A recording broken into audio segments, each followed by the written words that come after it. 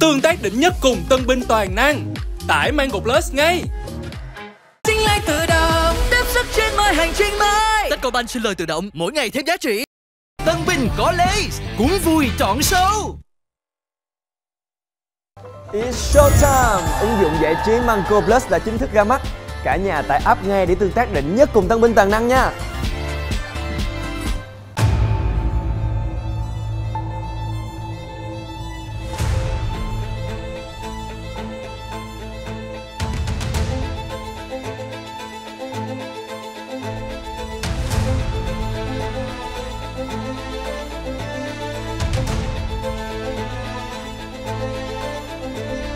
Thực ra hai nhóm của Công diễn 2, mỗi nhóm đều có một cái style khác nhau. Kid Phenomenon thì sẽ kiểu mang đậm cái dấu ấn cá nhân nhiều hơn. Còn Just Be thì cái tinh thần đội nhóm nó rất là cao, các bạn di chuyển đội hình cũng như là nhạc cũng rất là catchy nữa. Nhóm nào cũng sẽ có thế mạnh và cũng sẽ là trở ngại với team của Việt Nam. Ready? Break! 안녕하세요. 제노스입니다.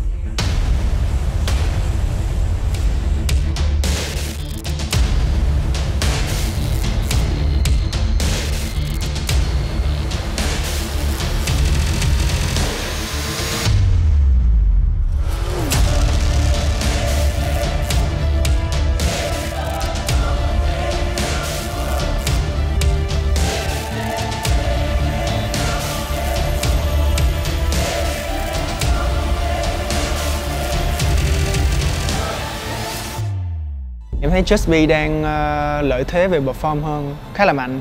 Còn về team của Kids Phenomenon thì nhìn vào thì mọi người rất là cá tính. Nhìn nó rất là nhiều màu sắc và gọi là rất là chất á. Còn về độ chuyên nghiệp, độ chính xác trong từng động tác luôn, em thấy Just Be rất là mạnh.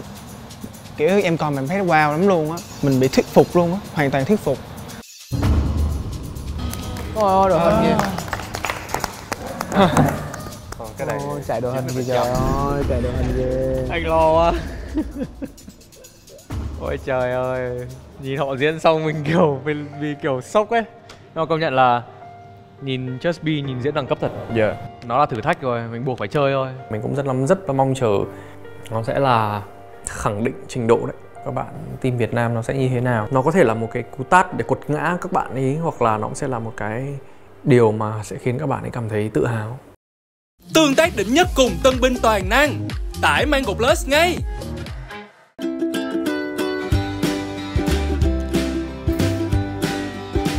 Trời đất ơi, bữa giờ app Mango Plus ra mắt mà quên mất tiêu. Tải ngay mới được. Anh ngồi đây làm gì đấy? Sắp đến giờ tập rồi. Anh còn nghỉ xíu. Ê, anh cho em coi này. Giờ mới tải à? Trời ơi, có chắc là fan không? Em nhắc anh từ hôm họp báo rồi. Em fan nhà xoài đây này. Em fan nhà xoài đây này. Em fan xoài đấy, từ năm 3 tuổi. Trời ghê chưa? Ghê vậy? Gia nhập showbiz sớm quá vậy? Đâu, fan nhà xoài từ năm 3 tuổi đúng không? Xem được bao nhiêu show nhà xoài rồi? Kể Để nghe chơi coi. Anh trai cứ thách em này. Từ anh trai vượt ngàn chông gai, chị đẹp đạp gió dễ sóng, hướng về cuộc sống, ha ha nông dân, trốn thoát khỏi mật thất. Đơ cái mặt ra luôn, xịt keo luôn. Chưa?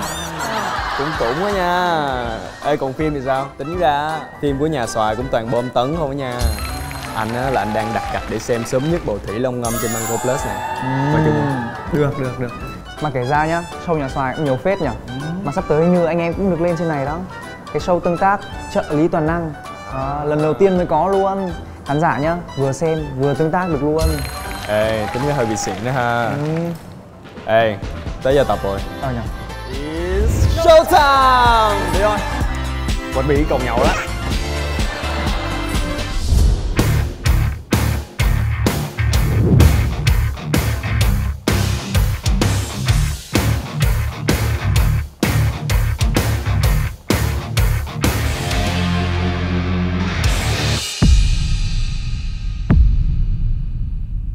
Giấc mơ được đứng trên sân khấu hát và nhảy. Giấc mơ được làm idol. Tụi em chưa thực hiện được luôn. Bởi vì bài này thật sự nó rất là căng đét. Quá tải, không ai nhớ nổi cả.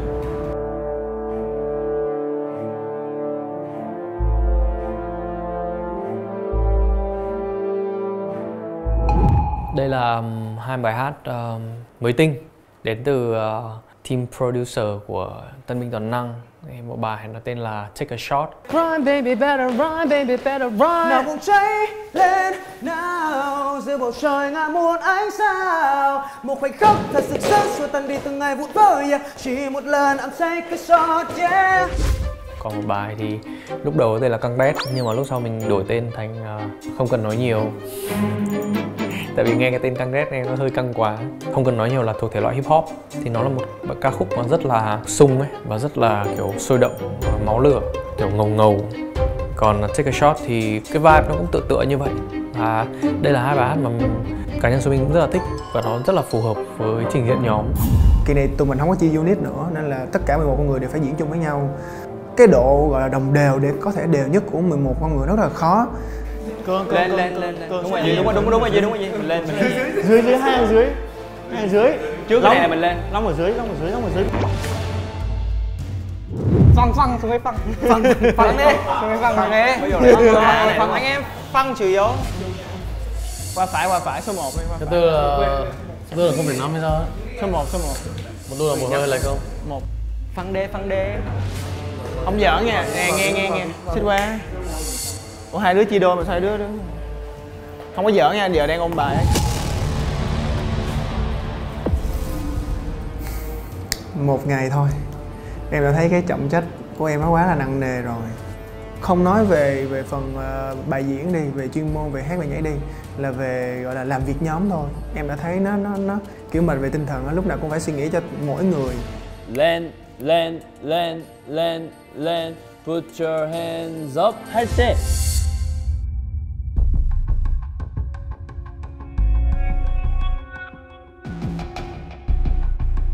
Nó là nè, nhìn này mọi người ơi, hiểu không? Nguyên nhập vô hàng của Tân, xong rồi nguyên cái hàng của Tân nhập vô hàng của Long, nó là nối vô á. 얘들아 이거 지금 이해 안 되는 사람.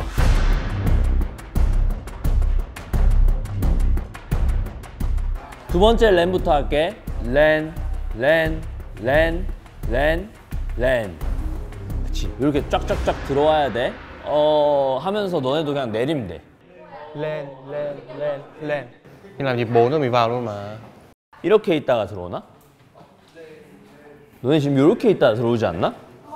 Nhưng mà cho tụi em giao thông lại cái bên hàng bên đây. tụi em ở line nào chị? 동관, 끄엉, 민단, 득주의 같은 줄. Hàng dưới. À, 주희란, 희우 같은 줄. Mày đi cuối mà sao mày lên đầu ha? Cái não cũng quá tải nên là hơi khó để nhớ. Phải nha. Không cần phải. Tuổi anh không mới đi. Tuổi anh mới đi. Không cần phải nói nhiều. Chứ phải chứ. Tuổi anh không cần phải nói nhiều. Ủa từ bên nào sang Lần từ bên nào sang?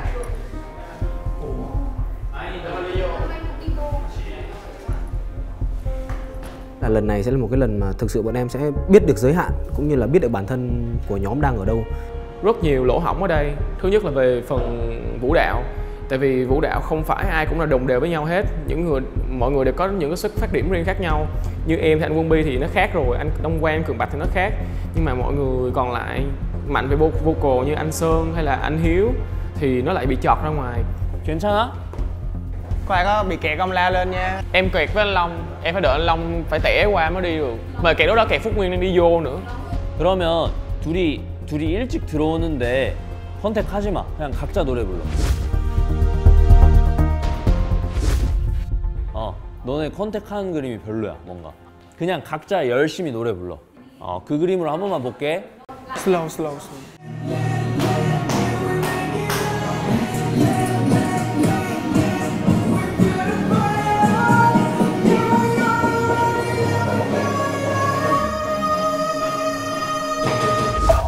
Ý là hai người phải đi vô chứ sao đứng đó luôn vậy? 얘들아, 미리 모이고 미리 걸어 들어오고 우리 첫 번째 했던 것처럼. Bị đụng anh với Long. Đụng. Em thực sự nghĩ là em sẽ có thể thất bại trên sân khấu lần này. Vũ đạo các phần của em nó cũng khá là khó nữa. Khi mà di chuyển lên thì bước nó khá là gượng, cái nhịp nó lại khá là chậm lại ngay cái khúc mà chuyển, nên em phải tăng nhịp nhanh hơn cái chân hay gì đó để nó về lại cái nhịp gốc, nó hơi ngược chân. Vấn đề chúng có 3 người gặp phải là em thấy mọi người vẫn chưa hiểu được động tác của mình và chưa hiểu được cái cảm giác của cái động tác hài biên.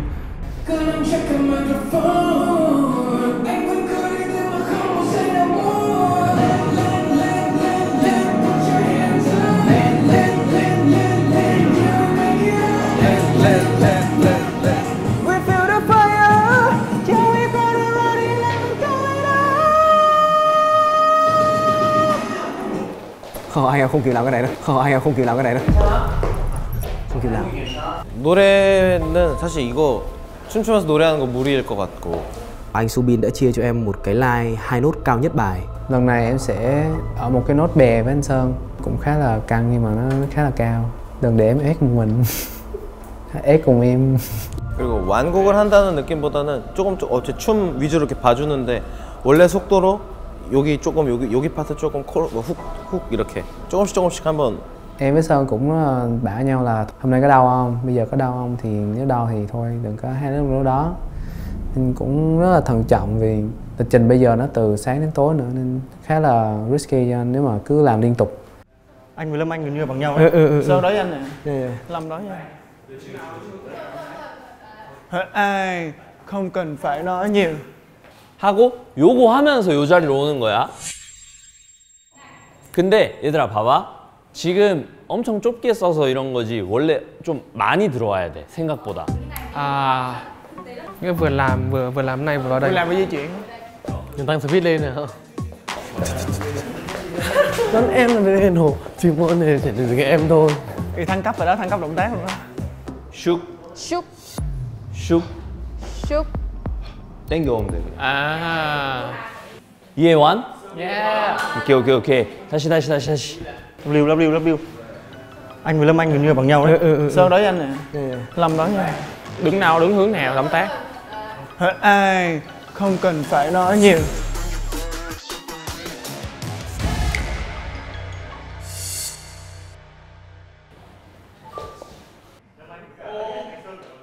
Hiếu.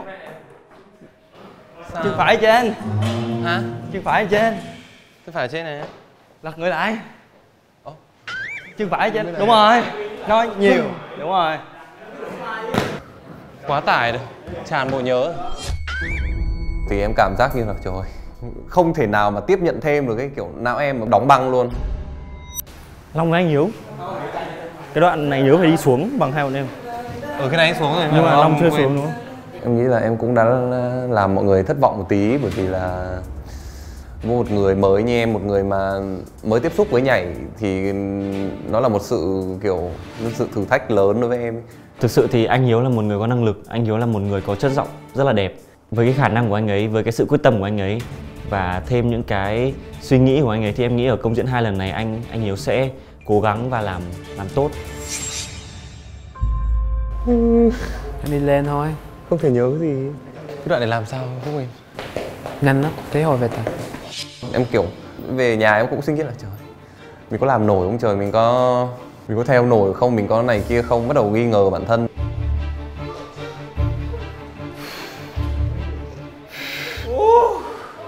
Nó nhiều kinh dị luôn ý. Quá khủng khiếp đấy, thực sự chưa bao giờ mà em tưởng tượng được là mình sẽ phải làm một lần 3 bài như vậy. Rất là áp lực. Chỉ là một vài cái chuyển động cơ thể của bạn nó không cho phép bạn chuyển động được thì cái đó em chấp nhận, em hiểu, nhưng mà cái đây là em là leader. Đừng có bị bước dài quá, tại nó giống như tại chỗ, bước tại chỗ thôi. Đúng rồi, tại chỗ. Hai đi, bước dừng. Cái tay đang bị này, nó nằm ở ngoài đây nè. Hiếu tập với em á thì em thấy Hiếu không có than, nói chung là rất là ưng. Hiếu cũng có tiến bộ đấy, cũng gọi là cũng có thay đổi đi để mà có thể tốt hơn. Maybe là em nghĩ là Hiếu đã thấy được cái sự nghiêm trọng trong cái công diễn lần này.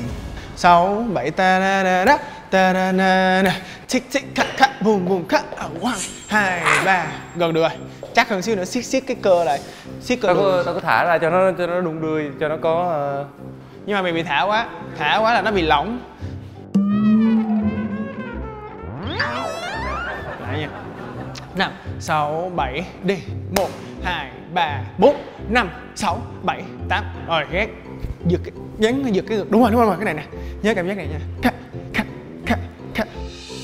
Từ trước đến giờ thì em thấy Quân giữ thật, nhưng mà hôm nay tập trung thì em thấy bất ngờ về độ dịu dàng của Quân và rất là tài năng. Tại vì Hiếu nếu mà mình nói những lời nặng nề hoặc là mình nghiêm túc quá, kiểu mình gắt quá thì Hiếu sẽ bị gọi là bị hoảng. Nếu mà càng như vậy thì Hiếu sẽ càng hoảng hơn và càng không tập trung hơn. Thì em hôm nay em sẽ thử cái cách mà gọi là dạy một cách nhẹ nhàng. Tập trung với nhau là 11 người chung 3 bài, cho nên là đấy, em cũng không muốn bị chọt ra ngoài, cũng không muốn bị ảnh hưởng tới mọi người. Đối với Minh Hiếu thì anh chỉ muốn nhắn nhủ tới em, đó chính là cái gì mình cũng sẽ phải có thời gian để mình fix lại. Anh vẫn muốn nhìn thấy một hình ảnh của Minh Hiếu cực kỳ nhiệt huyết và cực kỳ đam mê với âm nhạc giống như những ngày trước đây. Và anh nghĩ không lúc nào phù hợp hơn bằng lúc này. Anh muốn nhìn thấy một diện mạo mới của Minh Hiếu khi quay trở lại. Em cũng không muốn phụ lòng các anh em ở trong đội. Bản thân mình đã vất vả như vậy rồi và quay sang nhìn mọi người thì mọi người cũng vất vả y chang mình, cũng chả khác gì.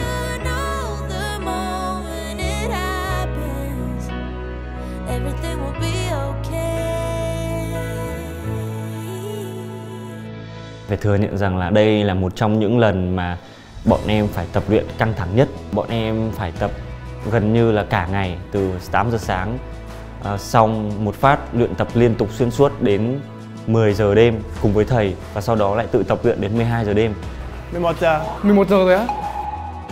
Học luôn hay là nghỉ ạ? Học thì học luôn đi.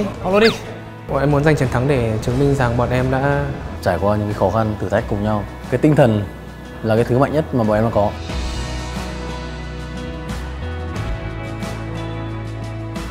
Tất cả mọi người hướng vào một cái mục đích chung. Tất cả anh em bỏ hết tất cả công sức, cả thời gian, cả trí tuệ, cả đam mê cùng bản thân mình ra để có thể cày vì giấc mơ. Không cần nói nhiều.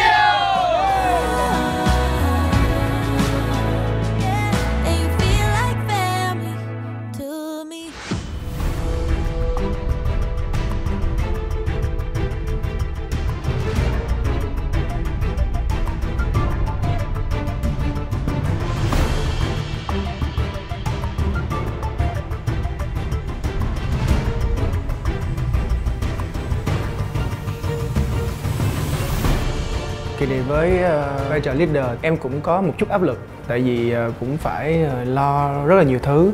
Em không chỉ chuốt cho từng người nữa mà em phải chuốt cho tất cả mọi người luôn. Giống như là lần trước em chuốt cho Hiếu thì lần này em chuốt thêm cho Lam Anh và Phúc Nguyên nữa. Em nghĩ là khó khăn ở đây là do là thời gian tập của tụi em quá ít. Cái việc mà có thể thấm được vào trong người á, có thể nhớ bài cũng như là thấm được, cảm được cái bài đấy thì nó sẽ còn hơi vất vả một xíu. Cái bài này á, là tụi mình phải nhảy đều với nét á. Với lại mấy đứa bị dễ có động tác thừa á, tập nhiều lên là được. Bung. Gì vậy? Ủa gì vậy? Đơ cái mặt ra luôn, xịt keo luôn. Nhìn chill thế. Chill lúc nào được thì mình chill thôi. Thế à? Ok. Chill cùng đi.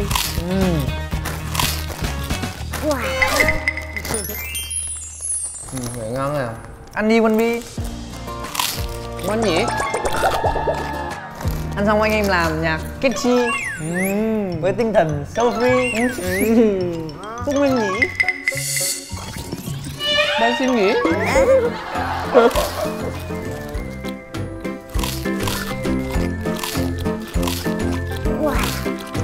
Nghỉ ngơi ăn uống ok rồi đó. Giờ đứng lên nhảy cho nét đi. Ok.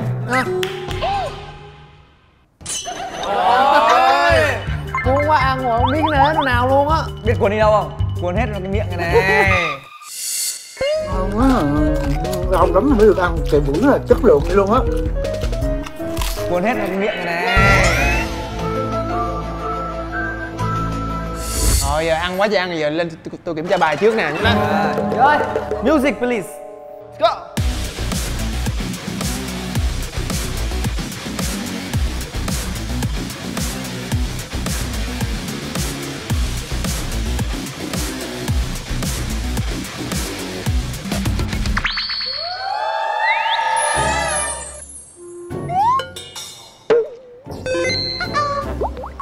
Có ghen diễn dữ rồi á.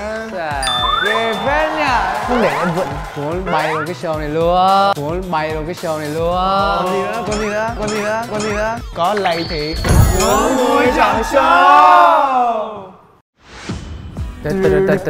Ok đấy, cái chorus 1 luôn đúng không anh Quang? Chorus 1 luôn. Một luôn. Vòng xuống lên. Chưa vô. Tân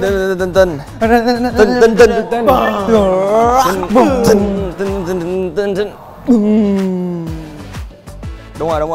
Nó là đóng vô nha chứ không phải mở ra nha. Tay nè. Nâng cao lên. Chị á, em cứ đi thoải mái. Rất là nhìn nó rất là Hello. Rồi được. Sao rồi? Còn đang ôn bài à? Tình hình sao? Còn đang ôn bài không? Đang ôn bài à? Xin chào tất cả mọi người. Trước khi mà mình đến với cái phần ngày hôm nay, anh cũng đã được cập nhật hết tất cả lịch học của các em trong những ngày vừa qua. Thì anh muốn hỏi Quân về tình hình chung của tất cả mọi người trong những ngày vừa qua như thế nào. Em có thể nói với anh được không?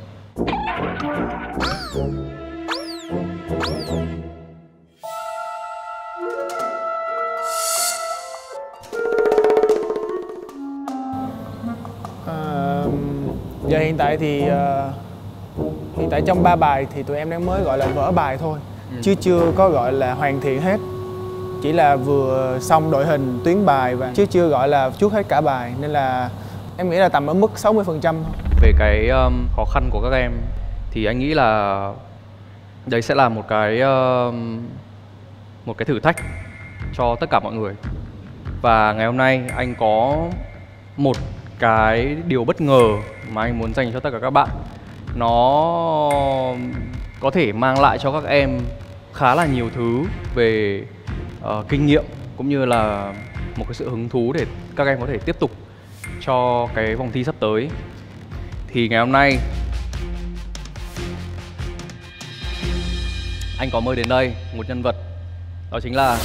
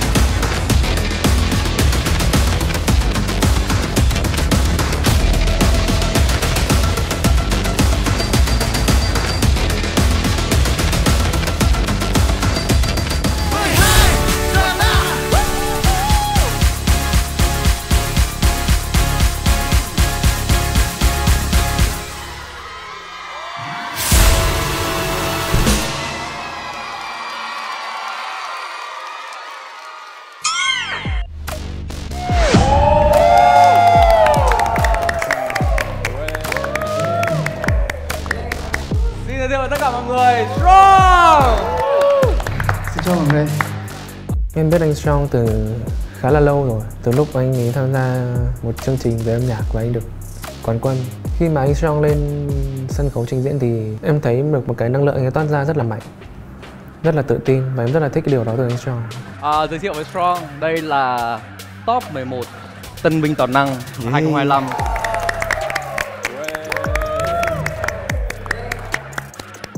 Wow. Thì ngày hôm nay anh có nhờ bên chương trình là mời anh Strong đến đây, là chúng ta sẽ có một buổi kiểu như là workshop, nói chuyện, chia sẻ về kinh nghiệm. Tại vì đối với anh thì về một nghệ sĩ, độ mà chuyên nghiệp của Strong ấy thì ở một cái level rất là cao. Mỗi một lần mà Strong bước lên sân khấu, chuẩn bị từ giọng hát cho đến kỹ năng biểu diễn cho đến màn trình diễn ở một cái sân khấu, bất kể là sân khấu ở đâu ấy, thì cũng đều rất là chỉnh chu. Thì anh cảm thấy là đây là một người nghệ sĩ xứng đáng, gọi là một nghệ sĩ performer và một ca sĩ gọi là thực lực để mà chúng ta được học hỏi như các em thì cũng nên có được những cái kinh nghiệm đến từ anh Strong. Mọi người cho Strong một tràng vào tay nhá. Cảm ơn Subin này chia sẻ. Dễ thương quá.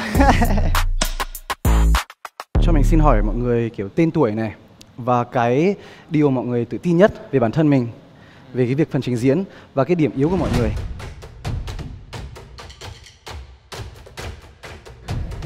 Tụi em Tân trước đi.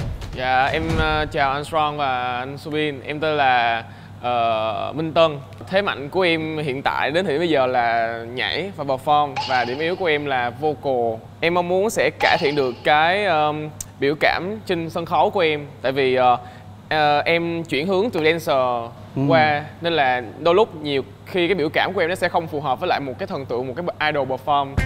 Thank you Tân. Cảm ơn Tân. Dạ, em chào anh Strong và anh Subin. Em tên là Hoàng Long và năm nay em 22 tuổi. Điểm mạnh của em là vocal và visual.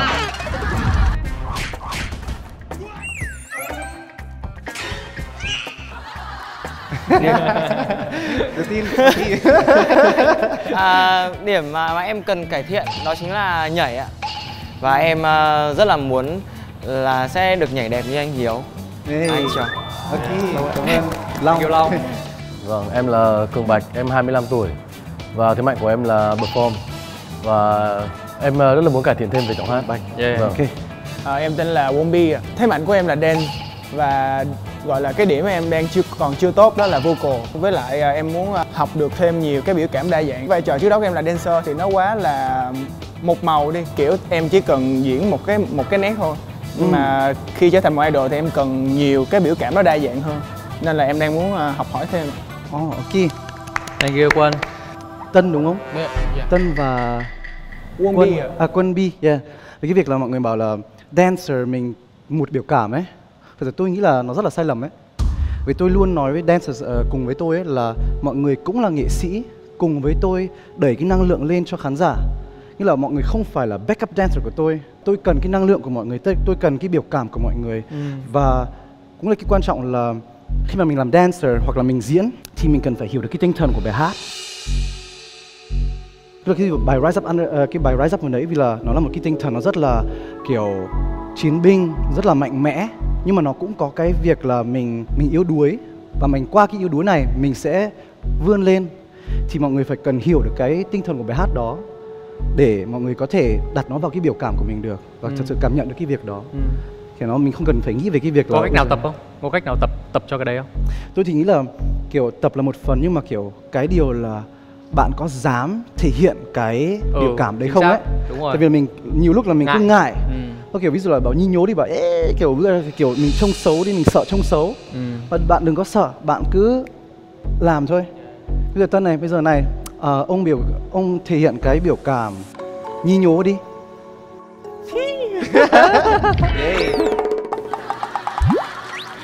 Biểu cảm một anh hùng, siêu anh hùng.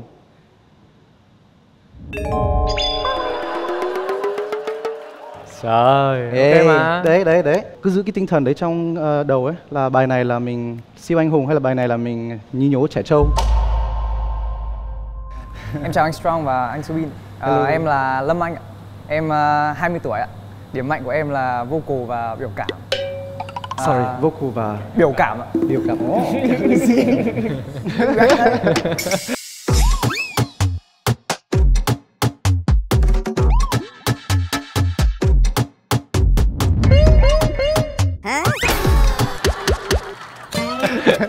Điểm yếu của em nhận là về phần dance, về phần perform ạ.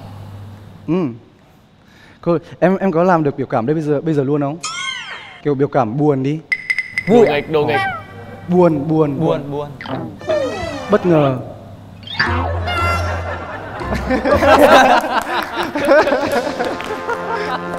Em muốn hỏi anh về phần perform, phần dance, bởi vì anh nhảy rất là nét.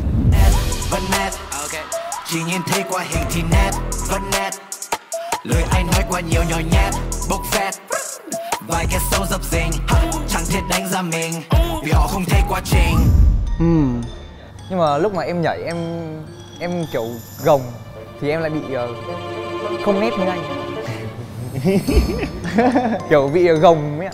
Thì em muốn anh kiểu chia sẻ hơn về kinh nghiệm. Ok Lâm Anh. Cái nhảy nét ấy nó cũng là một cái style. Tôi nghĩ là ai cũng có cái style riêng của họ. Là tôi thì là học nhảy nét và nhảy kiểu chuẩn mực ấy. Và bản thân tôi cũng muốn nhảy cho nó kiểu street một tí. Nhưng mà cái điều đó thì là mình cần phải tập. Muốn nó rõ ra thì ông phải tập luyện cho nó rõ ra đến mức là ông không phải nghĩ đến nữa. Vì là mình chỉ gồng khi mà mình nghĩ đến nó. Lấy ví dụ này, chạy nhanh đi hả? Nó có cái kiểu chạy nhanh kiểu mọi người biết chạy nhanh mà đúng không? Tại vì là nó mọi người cũng không gồng. Tại vì là mọi người quen rồi. Hoạt động cái muscle là gì nhỉ? Hoạt động cái cơ nào để mình chạy nhanh. Là ông không cần nghĩ về cái việc là bây giờ tôi phải căng cái cơ này để tôi chạy nhanh. Thì cái nhảy cũng thế thôi. Ông tập đến mức là ông không cần phải nghĩ là cái động tác này tôi phải căng cái tay, động tác kia tôi phải căng chân. Thì kiểu qua cái việc đó là ông sẽ thoải mái hơn và kiểu cảm thấy nhảy vui hơn. Em xin chào anh Strong và anh Subin. Em nghĩ là điểm mạnh của em đến bây giờ là em có thể nhảy một cách đẹp trai.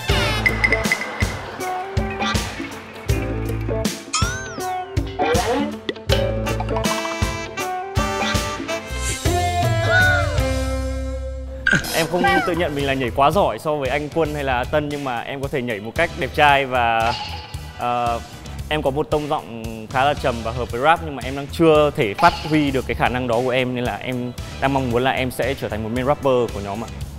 Em là Hồ Đông Quang và em tự tin nhất với khả năng trình diễn của em. Em đến chương trình để em muốn học thêm nhiều về vocal và rap. Em muốn tìm cái cá tính, cái chất riêng trong âm nhạc của em. Yeah, không bạn, tôi nhảy với bạn Quang rồi. Yeah. Em là Sơn ạ, nghệ danh của em là Swan. Em rất là muốn cải thiện phần dance cũng như là về tư duy âm nhạc của em ạ. Em tên là Đức Duy, hiện tại em mong muốn là control và giữ được cái sự ổn định cũng như là cái năng lượng em mang lên sân khấu. Em muốn cải thiện được cái sức bền của mình để giữ cho cái vừa nhảy thoải mái mà vừa hát cũng không còn lo lắng nữa. Bây giờ thì em nghĩ điểm nào em cũng chưa có mạnh hết. Em muốn biết được cái bí quyết của anh để cho vừa luyện hát tốt này, biểu cảm cũng tốt với cả perform trên sân khấu nữa. Có nên là bảo các bạn nên học kiểu thêm freestyle? Yeah, absolutely.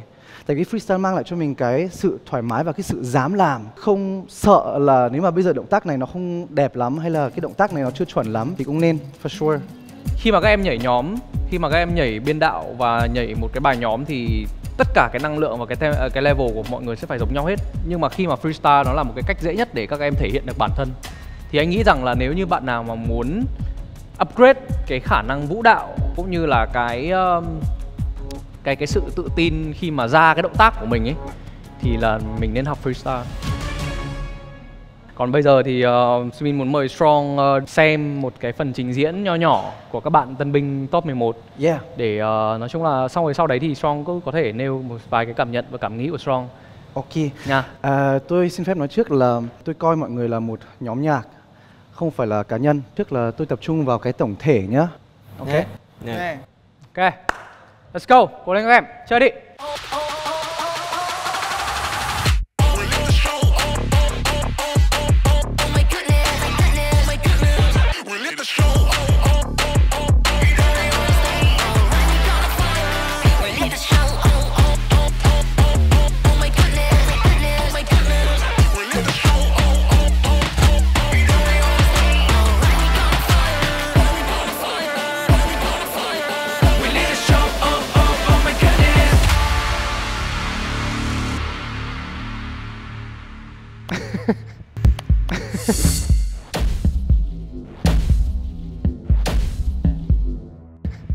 Ok, cool.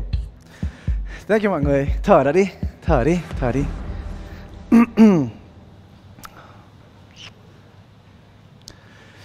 Cho ta hỏi là công diễn công diễn vừa rồi ấy, bao nhiêu lần, bao nhiêu tiếng mọi người tập cùng với nhau 11 người? Ngoài ra cái thời gian tập ở trong phòng tập hoặc là trên sân khấu, nghĩa là cái thời gian mà mọi người tập ở ngoài tất cả mọi người có bao nhiêu tiếng hay là bao nhiêu phút? Thì em trả lời thì ở công 1 thì tụi em đáng tiếc là lịch trình nó hơi cũng khá là dày, nên là cái bài 11 người tụi em diễn trên sân khấu, trên stage thì tụi em chỉ được tập trong lớp thôi. Và đợt đó thì tụi em cũng đã chill nick ra, nên là cái khoảng thời gian tập cùng với nhau của anh em nó không có được nhiều, nên là em nghĩ đây là một cái điểm đã làm cho tụi em không có matching được năng lượng với nhau, và đôi khi là cũng sẽ không nắm bắt được năng lượng chung của tinh thần cả bài, nên là em thấy một điều thiếu sót rất là lớn ở công 1. Yeah, không hợp lý, tại vì là kiểu Strong thấy thì nó bị thiếu rõ ràng cái teamwork. Teamwork ở đây là đều năng lượng, cảm nhận được nhau, và bị thiếu cái việc là động tác ai cũng nhảy kiểu khác.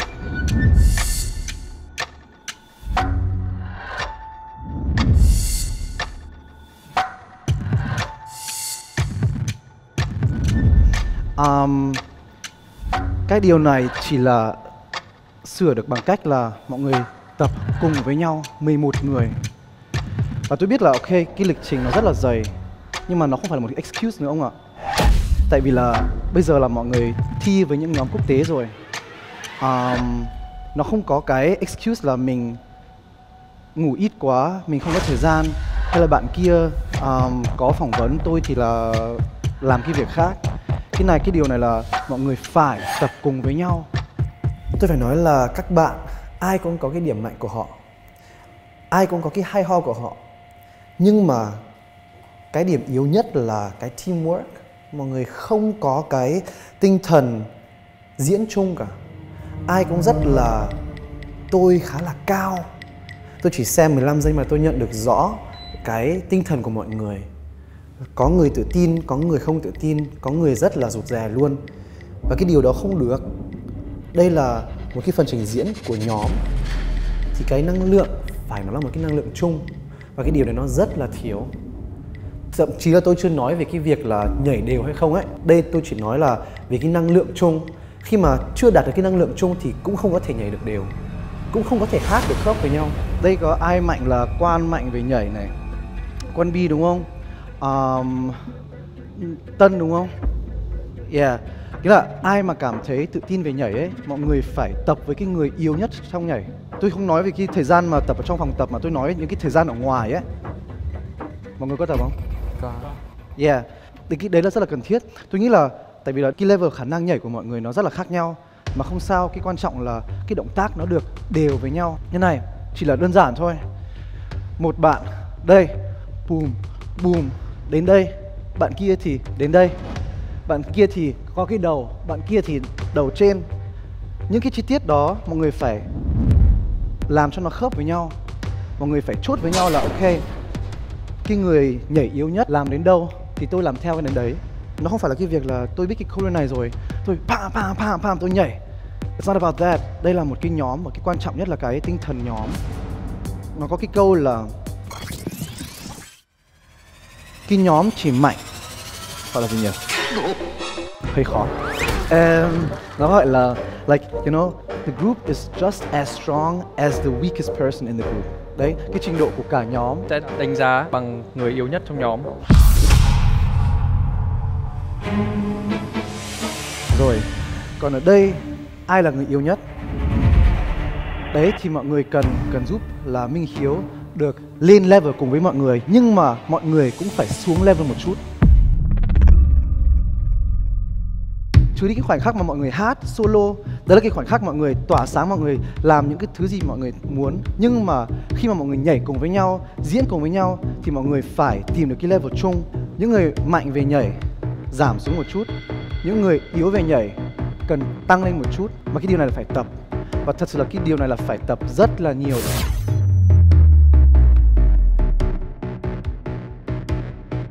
kinh nghiệm của em lúc mà làm việc nhóm thì ok, mình phải tập luyện với nhau nhiều để mà có thể đạt được một cái mức độ người nhảy trung bình, chứ không phải là người nhảy yếu nhất, cũng không phải là người nhảy cao nhất. Em nghĩ nằm ở giữa. Nhưng mà với Armstrong nói, cái quan điểm của Armstrong là trình độ của một nhóm được đánh giá bằng khả năng của người yếu nhất. Thực ra thì em chưa có nghe câu này bao giờ hết, nhưng mà em thấy nó rất là hợp lý. Nó cũng thể hiện cái việc mà tụi em phải đoàn kết như thế nào, gọi là không bỏ lại ai ở phía sau hết, phải luôn luôn giúp đỡ nhau, kể cả những người yếu nhất luôn cũng phải có thể đồng đều với cả nhóm. Thì cái điều đó là mọi người cần phải tập luyện với nhau, và cái tinh thần của teamwork nó phải rất là mạnh. Và với Hiếu nữa, tôi muốn nói là vì cái khả năng của ông có thể là ông chưa có nhiều kinh nghiệm như các bạn, nhưng mà ông đừng có để cho khán giả nhìn thấy. Nghĩa là ông cứ tự tin, fake it until you make it, ok? Ông không có cái khả năng nhưng mà ông vẫn tự tin bước lên, nước động tác xuất khoát, hạ khạ, you know? Thật sự là ông chưa nhảy, tôi nhìn thấy được rồi là ông kiểu rụt rè, tại vì là ông không tự tin.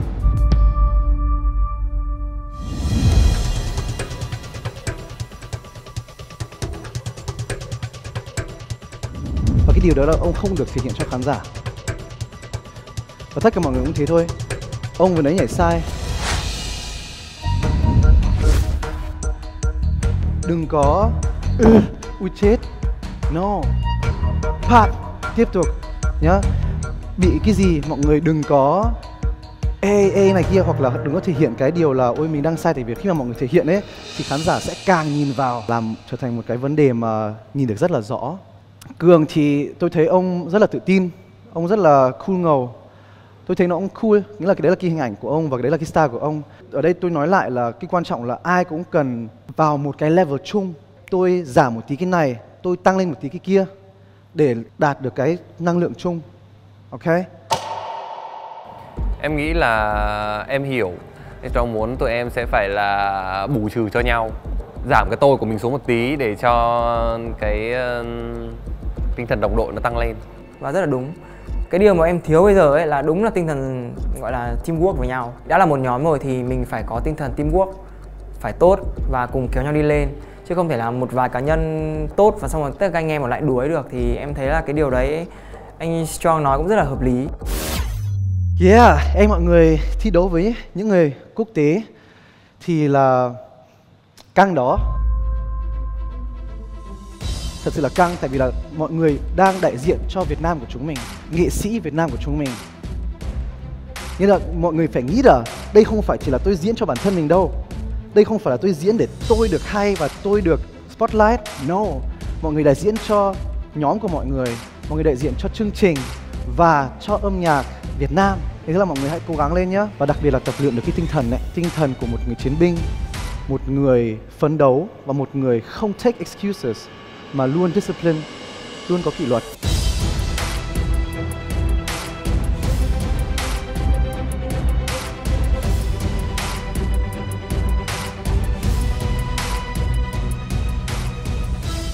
Và tất cả những gì mà anh Strong nói vừa rồi, nó là những cái mà anh đã nói với các em cũng khá là lâu rồi. Một người mà vừa mới theo dõi các em, vừa mới chỉ nhìn các em nhảy trong vòng có 15-20 giây là biết ngay các vấn đề của các em đang gặp phải là cái gì. Và anh muốn có cái buổi như thế này để các em biết được rằng các em đang ở đâu, rằng các em đang thiếu cái gì, có phải thực sự là đang chiến đấu cho màu cờ sắc áo của Việt Nam hay không.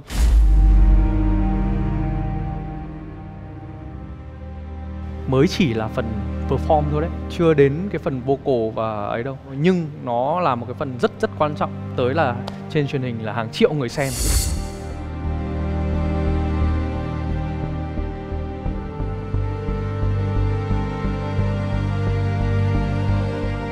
Có cái gì là nó sẽ lòi ra hết à. Nên anh muốn rằng tất cả những gì chúng ta đem ra cho khán giả xem và tất cả những cái gì khán giả kỳ vọng ấy mình phải chỉnh chu. Giống như cách mà anh Strong chăm chút và chuẩn bị tập đổ mồ hôi sôi nước mắt, mất ăn mất ngủ để chuẩn bị một cái set diễn ở trên một cái sân khấu, thì mọi người phải chăm chút nó, mọi người phải tỉ mỉ với nó, mọi người phải yêu nó, thì cái sân khấu đấy sau khi mà mọi người diễn xong mới cảm thấy có ý nghĩa. Còn nếu các em tập không đủ, các em vẫn còn bị lọng cọng, vẫn còn bị lấn cấn ở đâu đó, thì cái sân khấu đấy sau khi các em diễn xong, các em sẽ luôn luôn có những cái sự hối tiếc. Anh muốn rằng sau cái buổi ngày hôm nay thì nó sẽ là một cái để các em có thể về và suy nghĩ để chúng ta tiếp tục cho cái chặng đường sắp tới một cách thực sự là cống hiến hơn. Và ngày hôm nay anh rất là cảm ơn Strong. Thank you bởi vì vì đã có một cái buổi rất là hết mình cùng với tất cả các em. Rất là cảm ơn vì đã dành những cái sự gọi là tư vấn này hay là những cái kinh nghiệm của bạn dành cho top 11 tân binh toàn năng, và tôi mong rằng ở một cái thời điểm nào đấy gần nhất thì bạn sẽ được nhìn thấy những thành viên này sẽ có thể gọi là trở thành những đồng nghiệp của chúng ta, trở thành những người nghệ sĩ mà thực thụ, những người nghệ sĩ tỏa sáng ở trên những cái sân khấu. Thì tôi mong rằng các em ấy sẽ hoàn thiện hơn và sẽ đã trở thành một người kiểu là professional. Cảm ơn Subin đã mời tôi đến đây và cảm ơn mọi người đã diễn cho tôi xem. Tôi cũng muốn chúc mọi người rất nhiều niềm vui trên con đường này, rất nhiều đam mê và nhiều sức và nhiều bản lĩnh, trở thành những chiến binh trong âm nhạc. Tại vì là để sống sót được trong showbiz và trong music thì chúng mình phải cần rất là phấn đấu luôn và phải rất là bản lĩnh. Chỉ ra chắc vậy đấy. Những gì anh Strong nói, những gì anh Strong mang đến ngày hôm nay thực sự đã giúp bọn em gọi là thức tỉnh rất là nhiều. Và tụi em phải nhìn nhận và giải quyết nhiều vấn đề hơn. Ở đây chương trình có đưa cho 3 cái sticker này cho màn trình diễn vừa rồi thì theo thứ tự là like, cái này là gì ta? Love, và cái này là wow. Đó thì trên 3 cái emotion này thì bạn đánh giá là bạn thích, bạn sẽ đánh giá là bạn thấy cái nào cho cái phần trình diễn vừa rồi? Ok, tôi cũng phải thật thà với cái quyết định của tôi thôi. Tôi xin phép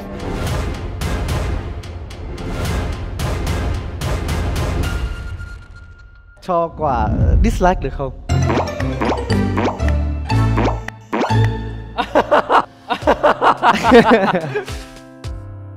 Đấy, mọi người, đấy chính là ta đang nhìn vào thẳng vào sự thật. Cái phần dislike mà hôm nay anh đưa cho bọn em cảm thấy đấy là cái kết quả mà bọn em phải nhận được. Bọn em đáng ra phải nhận được ngay từ đầu để biết được là mình đang như thế nào. Em cứ nghĩ là anh sẽ kiểu chăm trước này kia, nhưng mà anh rất là thật với con người của anh. Em respect cái điều đó. Những gì anh Strong đánh giá chính là một góc nhìn của khán giả. Người ta không nhìn thấy quá trình, người ta chỉ nhìn thấy kết quả của bọn em thôi.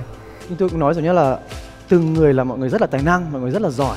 Ai cũng có cái thế mạnh của mình, nhưng mà tôi xin phép cho cái dislike tại vì là cái tổng thể nó bị quá thiếu. Thật sự là nó bị quá thiếu, nó không có một chút nào so với các bạn nhóm quốc tế cả. Các bạn quốc tế là mọi người còn tập được bao nhiêu năm mà kiểu rất là kiểu mọi người cảm được cái hơi thở của nhau ấy. Trong giai đoạn này bọn em đang phải trải qua những cái thử thách rất là khó khăn, khiến cho đôi khi bọn em quên đi mất rằng là bọn em chính là những người đại diện và là những người mà mang cái màu sắc Việt Nam giao lưu với bạn bè quốc tế. Chính vì thế nên là hôm nay khi mà anh Strong nhắc lại cũng là một cái như kiểu một cái hồi chuông bừng tỉnh cho bọn em để bọn em có thể xốc lại cái tinh thần để chuẩn bị cho một cái giao lưu ở công diễn 2 lần này. Thế là mọi người hãy ráng lên, cố gắng lên. Sẽ phải thay đổi cái này thành like nha. Yes. Ok. Rồi. Thank you Strong. Cảm ơn ông. Thank you bro. Thank you man. Appreciate Thank you. that. No, Appreciate thank you, thank you.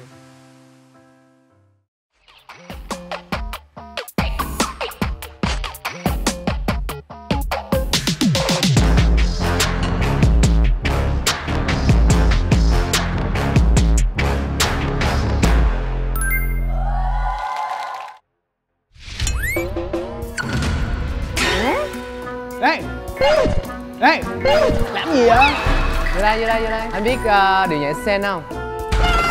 Là gì? Mới á, điệu nhảy sen á. Sen gì? Center mới á.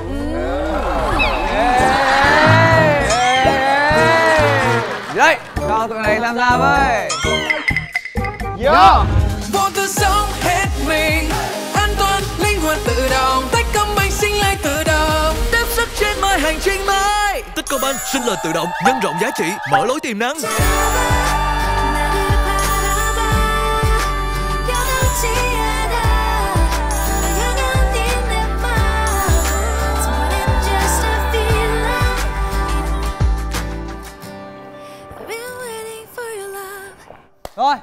Rồi, giải trí thế vui rồi.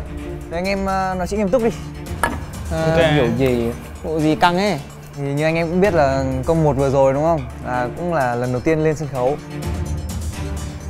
Kiểu anh em hơi chủ quan, kiểu điếc mà không sợ sấm ấy. Giờ công 2 rồi, tận 2 nhóm quốc tế, gấp đôi thử thách luôn, làm sao? Ra nếu mà suy nghĩ tích cực á, thử thách nhân đôi thì tụi mình cũng phải cố gắng gấp đôi luôn. Và những cái đặc quyền mà nhận được á cũng sẽ nhiều hơn thôi. Đúng không Phúc Nguyên? Đúng. Làm em liên tưởng đến hành trình thăng cấp của tất cả anh em tụi mình. Từ những ngày đầu mà còn nhiều va vấp, rồi từng bước tiến lên. Sau đó không chỉ mang lại giá trị cho bản thân mà còn mở ra những khoảnh khắc mà không thể đoán trước được cho những trải nghiệm ở phía trước. Như cách mà Techcombank sinh lời tự động là nơi khởi đầu và đồng hành vượt qua mọi giới hạn cùng các bạn trẻ chúng ta khi bắt đầu đi làm, đi diễn và kiếm vào những đồng tiền đầu tiên. Vậy nên là chẳng có gì phải e ngại cả, vì mọi thứ đều là cơ hội để mình rèn luyện và chuẩn bị cho những điều thú vị và bất ngờ trong tương lai.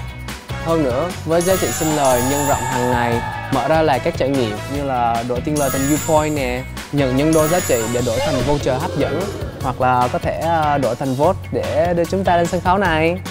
Nhờ vậy mà các anh em lên sân khấu tự tin hơn, rồi tự động nó tỏa sáng thôi. Đúng. Mình là tinh hoa mà, ngày càng sáng chói chang hơn ánh đèn sân khấu. Nghe anh em nói vậy là mình có một nguồn lực vững chắc rồi đấy. Thế thì chiến thôi nhở? Đúng rồi, chơi hết đi. Chơi. Thế thì công diễn này mình chọn mức thử thách cao nhất đi. Ô lên luôn chứ gì? Vậy 1, 2, 3 ô lên nha. Ok. 1, 2, 3 ô lên.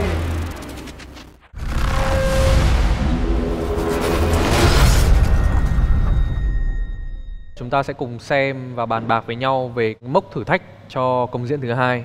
Bây giờ mọi người cùng xem nhé. Mức thử thách công diễn 2.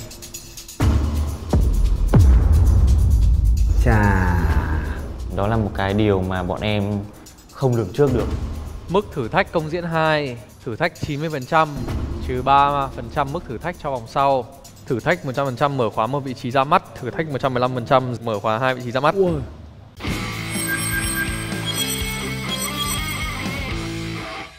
Lúc mà em nhìn về em cũng khá là thèm, khá là khao khát, muốn một phát ăn luôn. Ra là lúc đọc xong thì em cũng rất là vui và anh em cũng rất là vui, nhưng mà ngồi suy nghĩ lại thì tại sao vòng này lại thay đổi như thế? Tại vì em nghĩ là vòng này nó sẽ rất là khó khăn và không thể nào mà dễ dàng như thế được. Trường hợp thất bại. 3 thành viên. 3 thành viên bị đóng băng. Hả? Ui, đóng băng 3 luôn á.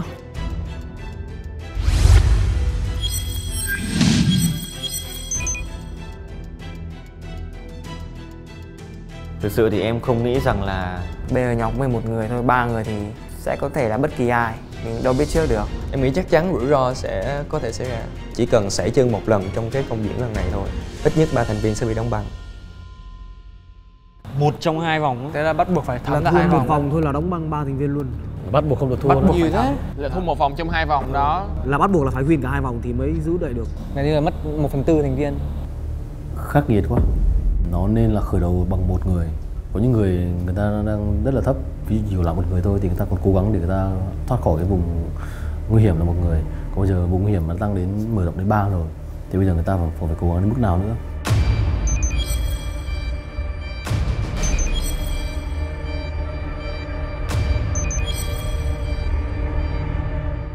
Em sợ là một người sẽ nhụt chí hoặc là sẽ gây ra cái phản ứng ngược cho những các bạn mà đang cảm thấy điểm số cá nhân đang thấp, cũng như là về nền tảng kỹ năng đang chưa có ổn định. Ok, hiểu rồi. Mọi người hiểu cái luật của công diễn 2 đúng không? Ok, cái vòng số 1. Nếu mà mọi người chung suy nghĩ về anh thì anh cảm thấy là cái vòng 1 mình vẫn dễ ăn hơn, thì anh nghĩ mình sẽ nên chọn cái thử thách phần trăm nó cao một tí.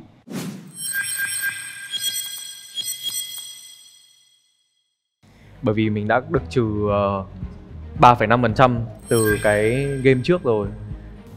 Mà theo em nghĩ thì nếu mà để take a shot ở vòng 2 thì mình sẽ bị tù so với 2 nhóm đang rất là căng ở bài 2. Nhưng mà vòng 2 mình chỉ đấu với 1 nhóm. Thì biết mà. Nhưng mà cả 2 bài đều căng mà. 2 bài đều căng em, tại vì cái vòng 2 của 2 nhóm còn lại, cái phần Denvet nó cũng rất là căng á. Thì cái bài không cần phải nói nhiều của mình cũng có phần Denvet cũng rất là căng. Đúng rồi. Thì không cần phải nhiều là vòng 2 đúng không? Thật ra nếu mà chọn thì nó cũng khó lắm, thiệt sự. Bây giờ mình mà không chọn an toàn thì có nguy cơ các thành viên của anh em mình sẽ bị đóng băng. Mà riêng bản thân em thì em rất muốn, tại vì mình không có nhiều cơ hội á, mình chỉ có một lần trong đời trong cái chương trình này thôi, nên là em vẫn muốn một chút tham vọng nào đó gọi là để gọi là nâng cao cái khả năng của mình, coi mình phát triển được tới đâu. Vòng 1 với kia rap cũng nhiều, mà em thấy vòng 1 dễ ăn hơn nữa. Vòng đầu rap, họ rap nhiều ấy. Trong suy nghĩ của anh thì anh đang tính là không cần nói nhiều cho vòng 1 và take a shot cho vòng 2. Tại vì bài mà nhiều năng lượng nó dễ ăn hơn ấy.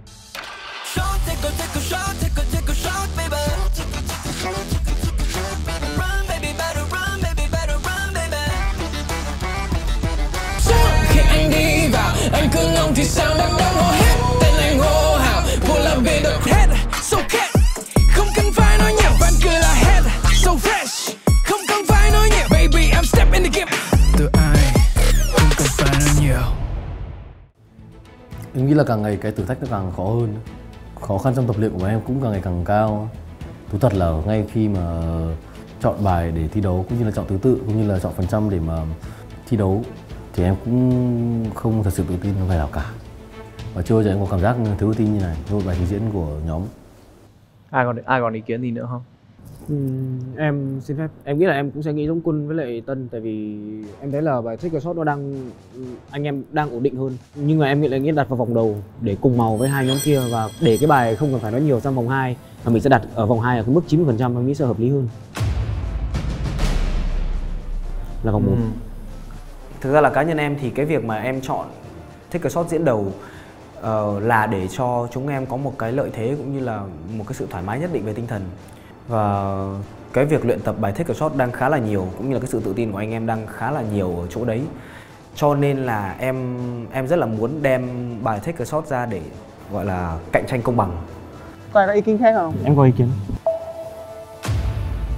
Theo như em, anh Sơn, anh Quân Bi, mọi người đang muốn bài Take a Shot là bài thi đầu tiên. Nhưng mà bên phía anh Subin và cũng như bên phía anh Cường Bạch nó hơi bất đồng một xíu với tụi em. Sau khi nghe xong thì cũng đúng là theo em cảm nhận là Take a Shot vòng 1 thì đấu sẽ đúng cái vibe bài hơn, nhưng mà về sự an toàn em thấy em tự tin bài Take a Shot hơn. Em nghĩ là để bài Take a Shot ở vòng 2 để đấu sòng phẳng thì sẽ ok hơn là bài không cần nói nhiều. Bọn em mang cái bài mà bọn em chưa thực sự tự tin ở vòng 1, cộng thêm là bọn em có một cái lợi thế đó là trừ 3,5% mức thử thách nữa. Vậy nên là để cái bài không cần nói nhiều ở vòng 1 thì bọn em nghĩ là sẽ dễ dàng hơn khi mà vượt qua được thử thách.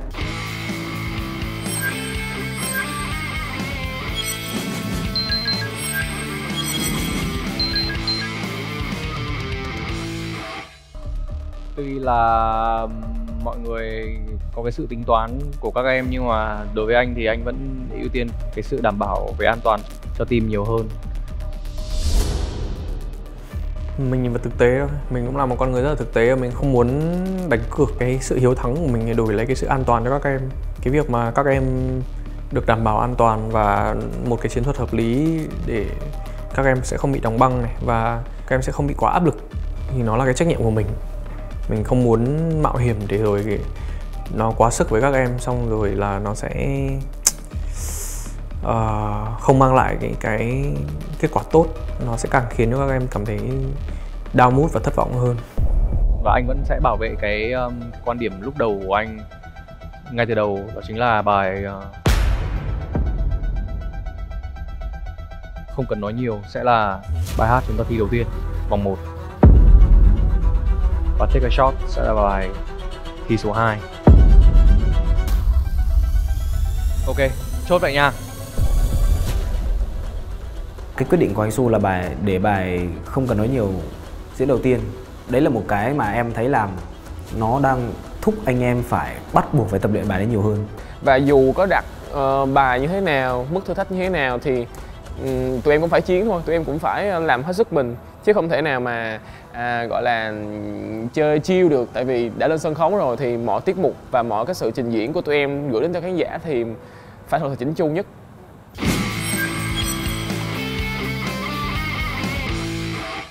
Rồi, giờ đến chọn mức phần trăm luôn nhá. 100% cho vòng đầu và 90% cho vòng thứ 2. Em thấy cũng hợp lý mà, cái đấy hợp lý. 100 là không còn nói nhiều. Hợp lý nhất rồi. Hợp lý nhất rồi. Hợp lý nhất rồi. Em nghĩ cái mức đó là cũng là khá cao đối với tụi em hiện giờ rồi. Và cái mức 115 thì em nghĩ là không thể. Cái này mình phải thực sự nghiêm túc nói luôn là không thể. Là tụi em sẽ không thể đạt được 115 được. Không cần nói nhiều là một ca khúc khó nhất nhưng cũng là ca khúc hay nhất của chúng em hiện tại đang có. Nói hay nhất thì không phải, nhưng mà nó là một cái bài mà tinh thần mạnh nhất, cho nên là anh Su muốn để nó ở 100% để giành lấy một suất debut ngay lập tức. Thì em thấy điều đấy cũng rất là hợp lý để cho cái tinh thần của anh em hiện tại phải push lên nhiều hơn nữa và cố gắng nhiều hơn nữa. Em nghĩ là nếu như bọn em trình diễn tốt cũng như là khán giả ở dưới sẽ thấy được cái sự nỗ lực của chúng em cũng như là dành một cái tình yêu thương nhất định của chúng em, thì bọn em sẽ đâu đó sẽ có cơ hội đạt được cái mức thử thách này. Và bọn em cũng sẽ cho các nước bạn thấy rằng là âm nhạc Việt Nam một cái thứ âm nhạc rất là hay và hoàn toàn có thể đặt lên bàn cân được. Yeah. Cái này mình phải chiến lược ấy, tại vì thua một vòng là cũng bị đóng băng mà, không ôn in được ấy. Ý là bài nào bỏ vô vòng 1 cũng phải 100% hết. Tại vì trung bình cộng, mình không thể nào để 90 được. Trung bình cộng của hai nhóm. Trung bình cộng mà. Mình trừ 3,5% nữa thì không thể nào để 90 được. Mình sẽ bị uổng. Thì để mình để 90 á, còn trừ còn 8 mấy % bị uổng. Cứ phăng mọi người muốn đổi bài hát không? Muốn đổi bài hát vòng 1 sang vòng 2 không? Em thấy thế hợp lý. Hai bài nó không rõ vibe tách biệt lắm ấy. Hai bài nó như nhau à? Tại em thấy sợ hai bị mình bị khác vibe của hai nhóm còn lại không? Chủ yếu là cái mức độ hoàn thiện của hai bài của các em ấy. Các em tự tin bài nào hơn thôi. Take a shot em hay Take a shot tự tin hơn. Take a shot tự tin hơn thì mình thi thứ hai đúng rồi. Thì đúng rồi. Đúng không? Take a shot nếu mà mình tự tin hơn là mình thi thứ hai là đúng rồi gì nữa. Tại vì anh thấy bài vòng 2 của hai nhóm kia căng hơn. Bài vòng 1 anh thấy hai nhóm kia cũng ok rồi chứ không đến mức là mình không nhai được. Đúng rồi.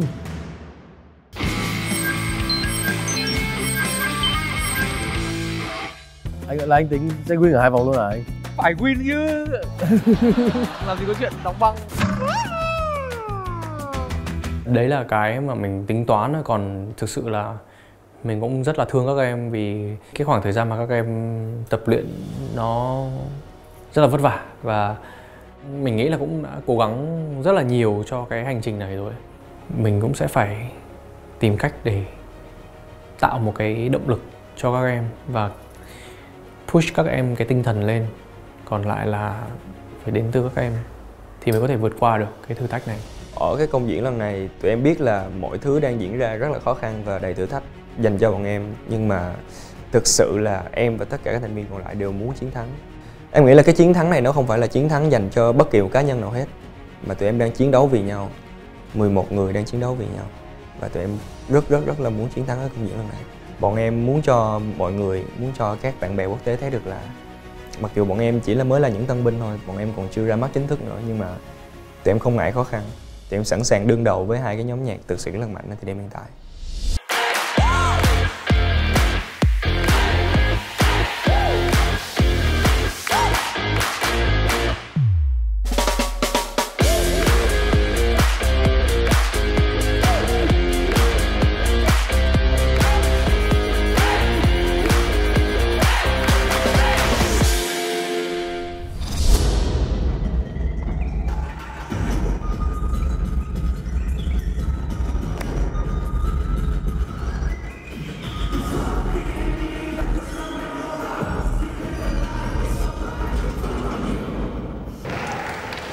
그거 좀 신경 써서 해주고 우리 멤버들 지금 전반적으로 너무 텐션이 죽어있어. 너네 파트 들어가기 전부터 이미 춤을 너무 사려서 춰버리니까 솔직히 말해서 지금 뭘 봐야 될지 모르겠어. 내가 보기에는 지금 엄청 빡세게 춰가지고 만약에 뭐가 틀리면 그때 수정을 봐야 되는데 너네가 이미 하기도 전에 겁먹고 그냥 안 해버리니까 볼 게 없어. 그래서 일단 전체적으로 텐션감 좀 더 올려줘야 되고. Các bạn đang hơi mệt về thể chất ấy trong cái công diễn 2 này, với cái lịch trình cũng khá là dày, kể cả là việc học tập cho đến tập luyện, đến những cái chặng nước rút cho cái phần chuẩn bị công diễn này thì đa phần là các bạn đều cảm thấy là đuối sức hơn so với bình thường. Bởi vì bài không cần nói nhiều, nó cần một cái năng lượng rất là lớn. Cái khí chất mình tỏa ra ấy, nó phải đúng và một hoàng đế. Bài không cần nói nhiều này là một bài rất là mệt, nhảy rất là nhiều và động tác rất là mạnh.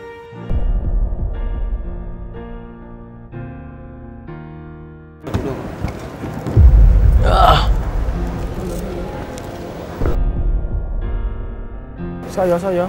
Thế bị tụt đường hay sao á? Thôi tản ra cho nó thở đi. Em mới tụt đường xong, về tới Quân tụt đường. Cho mát đi. Ở trong này ngộp quá, cho khó thở quá. Cho này nóng cực ấy. Anh ơi. Em xin miếng nước được không? Anh đi tới giúp tụi em với. Điều quan trọng nhất là anh Quân Bi chưa ăn sáng, khiến cái việc sức khỏe trong lúc tập nó bị giảm sút nhiều. Cái là lo lắng cho Quân Bi. Nên là em thấy Quân Bi đuối đến mức như vậy, bình thường không thấy. Lần đầu em hơi kiểu em nhảy full sức quá, em kiểu bung hết á. Nên là tiện cuối bài xong cái em thấy choáng, xong em cái bị tụt đường, cái em nằm luôn. Cái là em nhiều lúc em cũng bị tụt đường nhưng mà nó không có nặng tới mức này. Maybe là do cái lịch tập nó khá là căng nên tụi em mất rất là nhiều sức cho cái bài đó. Và cái bài đó cũng là bài mà tụi em lo nhiều nhất. Mấy ngày trước đây thì tụi em phải tập rất là nhiều. Cũng 3-4 ngày đây là tụi em cũng tập tới 1-2 giờ sáng luôn. Dậy cũng khá là sớm nên là tình trạng sức khỏe của nhiều bạn hay là cũng như em thì cũng đang không ổn. Cái thử thách lần này nó quá là căng thẳng với tụi em.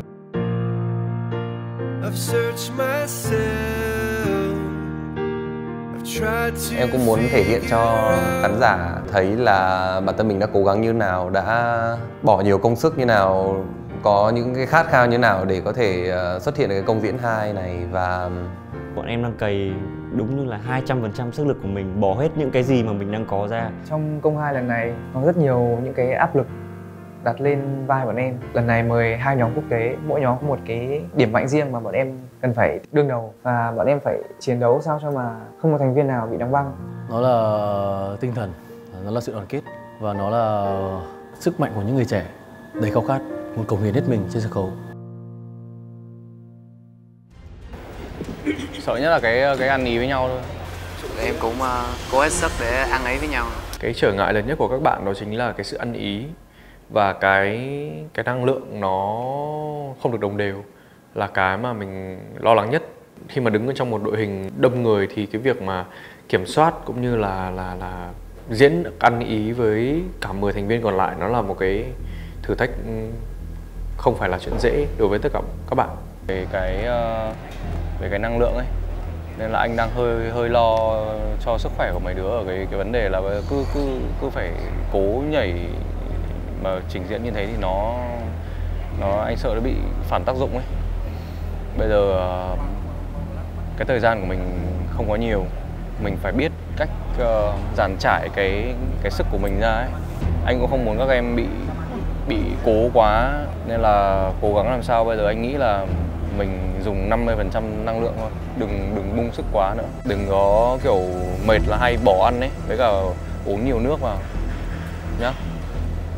So với những gì mà tụi em đã cố gắng tập luyện như là cực khổ cách mấy thì hy vọng là tụi em cũng sẽ gặt hái được những cái kết quả tốt. Những cái thử thách ấy như kiểu mọi người đang đặt những cái viên gạch để xây một bức tường to ấy. Em và những em còn lại mặc dù thấy cái bức tường ấy nó to thật nhưng mà trộm vía không ai nản chí cả, và ai cũng muốn đập cái bức tường ấy ra. Mình phải có ít nhất một chiến thắng nào đấy, chứ không thể nào mà không chiến thắng được.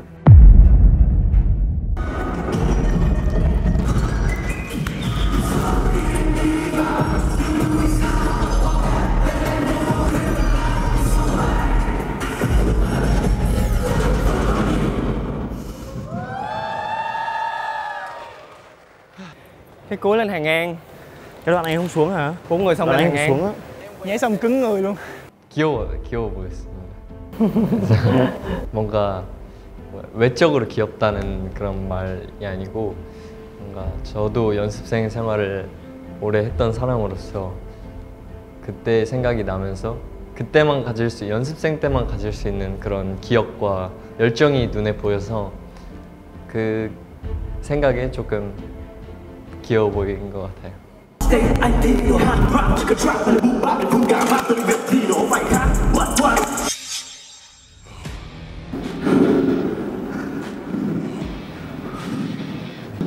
주희란 란이 슬라이딩 하면서 나올 때 그러고 나서 랩할 때도 그냥 딱 요거 하면서 계속 정면 봐줘요, 정면. Cái việc mà nhìn xuống đất đó là như thế là bởi vì em đang lo lắng.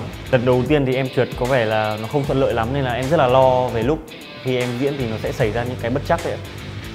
란 처음에 랩 처음 들어가는 부분에 박자 조금만 더 신경 쓰면 좋을 것 같아. 근데 에너지는 좋아. 근데 딱 박자만 딱 맞추면. Em nhớ cái hôm mà em chưa làm tốt cái điều đó thì thầy có ra nói với em là thầy thấy là cái đoạn này của em là đoạn killing part của cả bài. Vậy nên là em hãy cố gắng làm tốt và thể hiện ra cho tất cả mọi người thấy. Thực sự là em cũng có một chút ích kỷ, đó là em thực sự muốn cái đoạn của em phải là nổi bật nhất.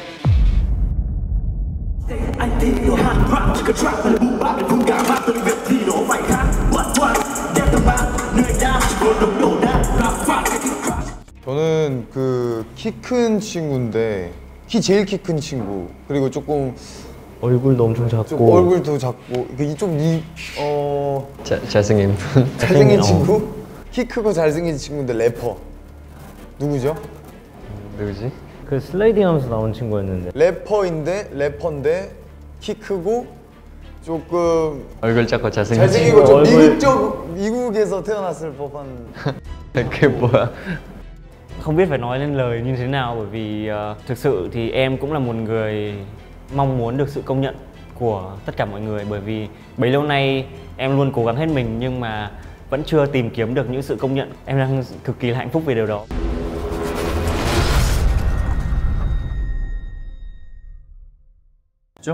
그 호텔 바로 대각선 맞은편에 뭐 시장 같은 거 있던데. 시장은 아니고 가게 여러 개 모여 있는. 호텔 나가서 오른쪽에.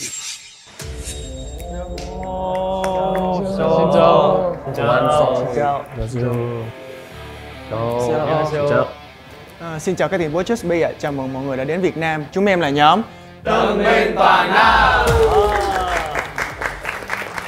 네, 인사드리겠습니다. 안녕하세요. 좋습니다. You guys haven't had breakfast yet, right? Yeah. Very hungry. Em biết là mọi người đã tập luyện rất là vất vả cho cái phần trình diễn tiếp theo, nên là hôm nay là buổi sáng đó, nên là tụi em có chuẩn bị một cái phần quà đặc biệt ở Việt Nam, đó là một món ăn sáng gọi là xôi xéo ạ. Cảm ơn. Let's try it. Wow.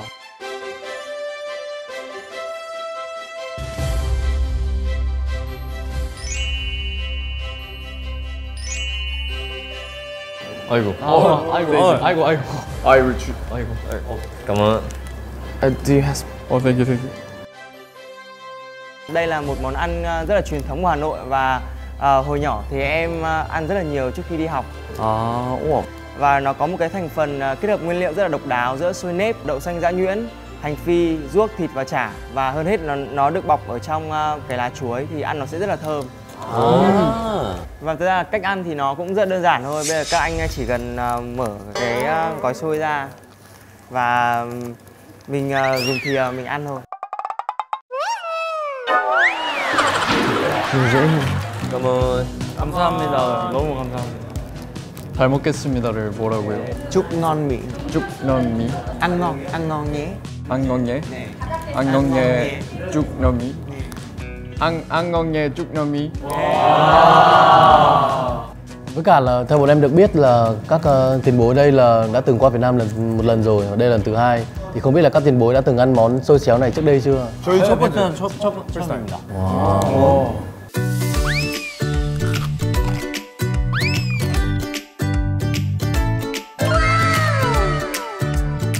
낭만이 가득한 음식이래. 아까 그 등교하기 전에 막 먹고 그게 뭔가 저는 그렇게 느껴지거든요. 그 낭만이 있다고.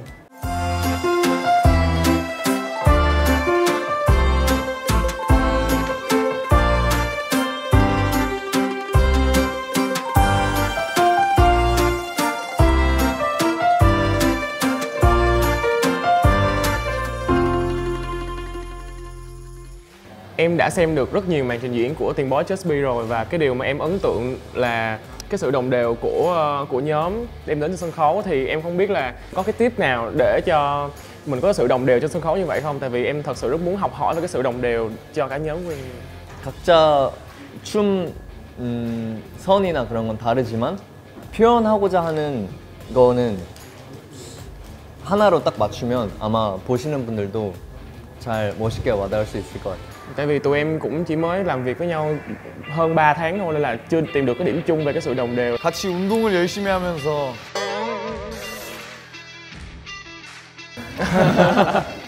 운동이 정말 중요하다고. 네. Đúng rồi đấy. 분리가 잘 돼야 되는 것 같아요.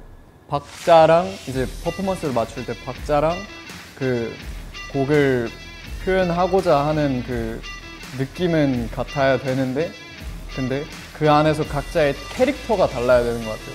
박자가 다르거나 그 표현하고자 하는 느낌이 다르면은 같이 봤을 때 좋아 보이지 않고 근데 이제 그건 같고 캐릭터들이 다르게 나올 때 그때 확실히 퍼포먼스가 맛있어지는 것 같아요. Hôm nay thì bọn em cũng đã chuẩn bị một cái món tráng miệng sau khi ăn bữa sáng thì ở Việt Nam mình có một loại hoa quả rất là nổi tiếng nên là cũng muốn giới thiệu cho các anh tiền bối và để thưởng thức thử. 망고. 와, cảm ơn. 와, I love mango. Me too. 주셔가지고 잘 먹을 수 있을 것 같아요.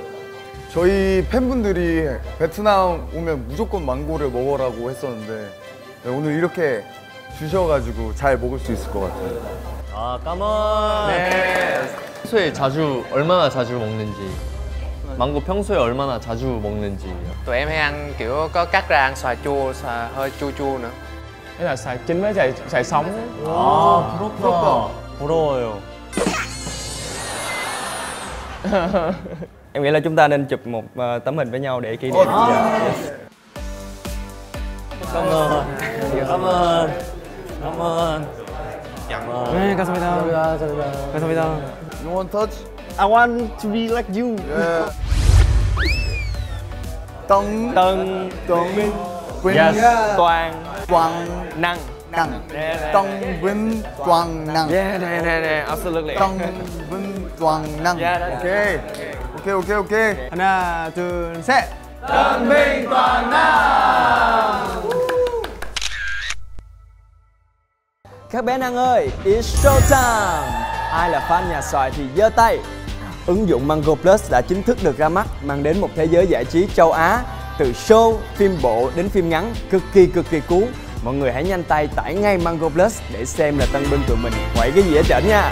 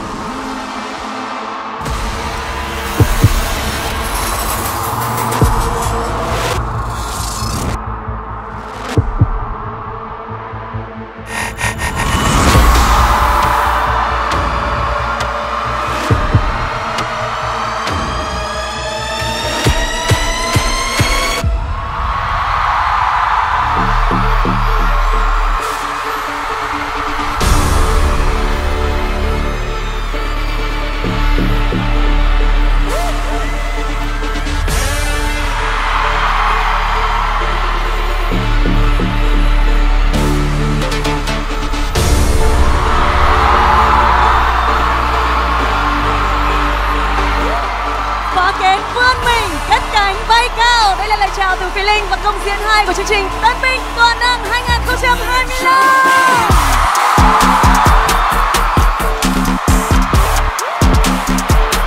Phi Linh mong là buổi tối ngày hôm nay tất cả chúng ta sẽ cùng thư giãn, cùng vui với nhau, cùng tận hưởng với nhau những phút giây âm nhạc tuyệt vời trên sân khấu này. Và các bạn đến đây vì ai ạ?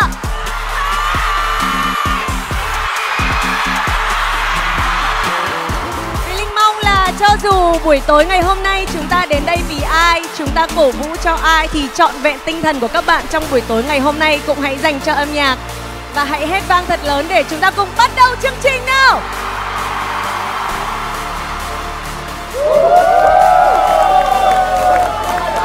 Chương trình Tân binh toàn năng 2025 được phát sóng vào lúc 20 giờ thứ 7 hàng tuần trên kênh VTV3 Đài Truyền hình Việt Nam và 20 giờ 30 phút trên các nền tảng YouTube của Year One và chính thức có mặt tại ứng dụng Mango Plus.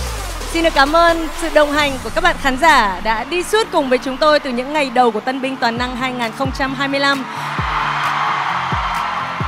Và ngày hôm nay đã là công diễn 2 rồi. Nếu như công diễn 1 là cơ hội để các tân binh thăng cấp chứng minh rằng mình xứng đáng, thì công diễn 2 nơi đây sẽ là cơ hội để các bạn bứt phá và tỏa sáng. Cày vì giấc mơ, nỗ lực hết mình, dám thất bại, dám làm lại. Tân binh toàn năng 2025 đã sẵn sàng. Mỹ Linh xin được thay mặt ban tổ chức xin được gửi lời cảm ơn chân thành nhất đến nhà đồng đầu tư và các đơn vị tài trợ với Tân binh toàn năng 2025. Xin được gửi lời cảm ơn chân thành nhất nhà đồng đầu tư Techcombank, sinh lời tự động, nhân rộng giá trị, mở lối tiềm năng. Chúng tôi xin được gửi lời cảm ơn đến nhà tài trợ kim cương Lay's. Lay's, nét khoai tây số 1 thế giới. Tân binh có Lay. Muốn vui trong chiều. Xin được gửi lời cảm ơn đến đối tác di chuyển độc quyền BYD Việt Nam, biểu tượng của hành trình vượt kỳ vọng, xuyên quốc gia, truyền cảm hứng và đồng hành cùng thế hệ âm nhạc mới tự tin tỏa sáng vươn mình ra thế giới.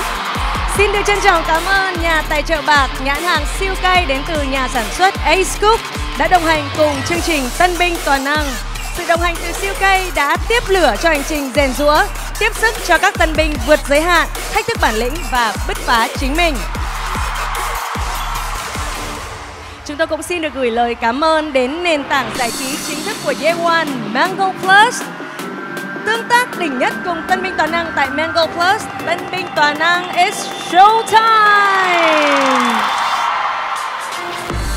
Và các bạn khán giả thân mến, sân khấu của chúng ta ngay lúc này sẽ bùng nổ bởi âm nhạc. It's showtime! Sinh lời tự động, tiếp sức trên mọi hành trình mới. Techcombank sinh lời tự động, mỗi ngày thêm giá trị.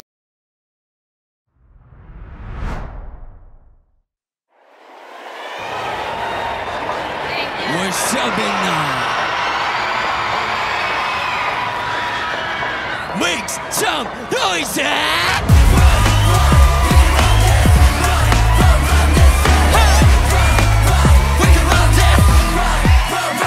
Cheated by the moment, you don't need to burden. Stronger than the magnet, feel the wind Simon. Sorry in the street, ready in the street. Never catch your eyes, get you right, I'm a baker. Take care of people, and all the scrappy left. Your body to lead down, or that I'll take it in. 그걸 알트 melody, you can't stop me. We took you over the night. 호시 무너진 물, 댄니 수는 객격. It doesn't love you, we hit a play. Ain't gotta take your time, making it sure. Playing with your mind, we'll control like a dagger. Don't mind that they're just music, let it go. Hey, hey, this is how we do. We can all break it. From this city. This is how we run, run the show. Everybody knows when it's up goes down. Ready, set to go. Catch on, I know it's the day. Chase up, there's no other way. 'Cause everybody in this world knows we're unstoppable. We can run this, unstoppable. We can run this, unstoppable. We can run this, run this city. We can run this, unstoppable. Master the flow, you're the couple, me killing the show. And I be holding my mouth, but she can't be denied. Shorty won't ever deny. We unstoppable, makes the rule. He don't see my data, don't be serious. Do you got the power? Tell them I'm night, call the bite, pull out the mud. And gotta take your time, making it sure. Playing with your mind, we'll control like a dagger. Don't matter, they're just music, let it go. This is how we do, we can run, we can. From this city, we unstoppable. This is how we run, running this show. Everybody know we're unstoppable. Ready, set to go. Take no eye, not to the day. Just us, there's no other way. 'Cause everybody in this world knows we're unstoppable. Get you down, you and me unstoppable. Never lie when it says till we go. Get you back to the road. Never straight, that's your education.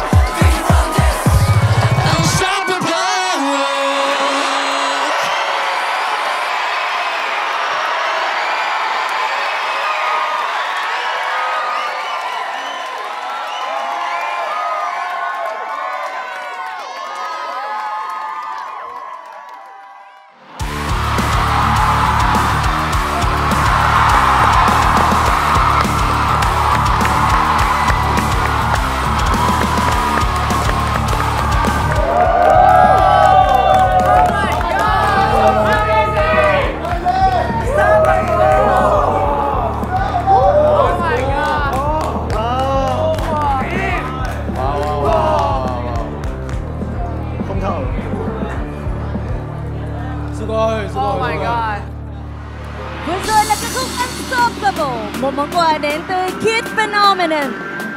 Nhưng chưa dừng lại ở đây. Các bạn đã sẵn sàng đến với tiết mục trình diễn tiếp theo chưa ạ? Hãy cùng đến với ca khúc Medusa của Just Be.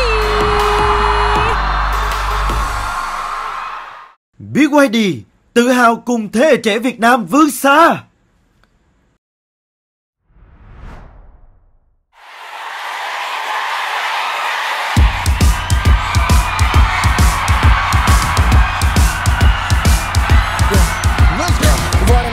손을 와 기침같이 싼머리에 금전에 선망에 나눠진 권력에 잠시로 체크보지 자유 날카로운 네 발이 파고들 테어 그놈 내 원시간 target fake 숨통에 꽂혀 set to kill How about a piece, yeah? Drop the little rain on me God, I am mad at it Oh, Medusa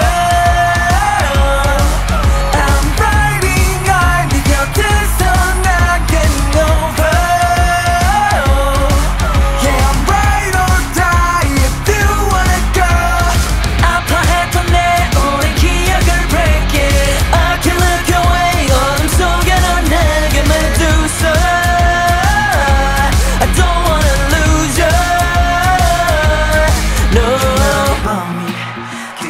느껴진 사이 기가슴 소리 가만히 흩어져가 온통 가시놓친 my barriers 나쁜 나들을 때문에 yes going out tonight Drop the little pain on me Girl I get mad at it Oh Medusa I'm riding on 내 곁에서 난 getting over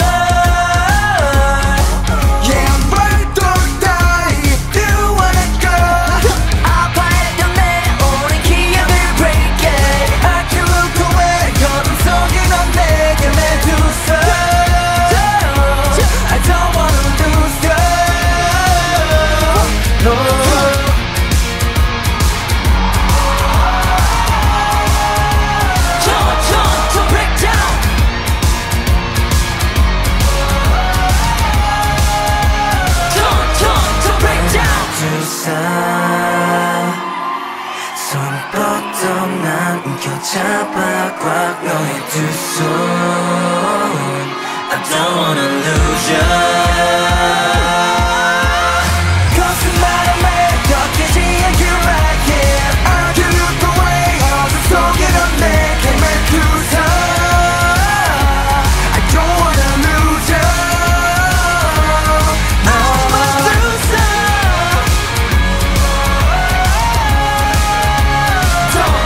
Don't break down I don't wanna lose you Oh, Medusa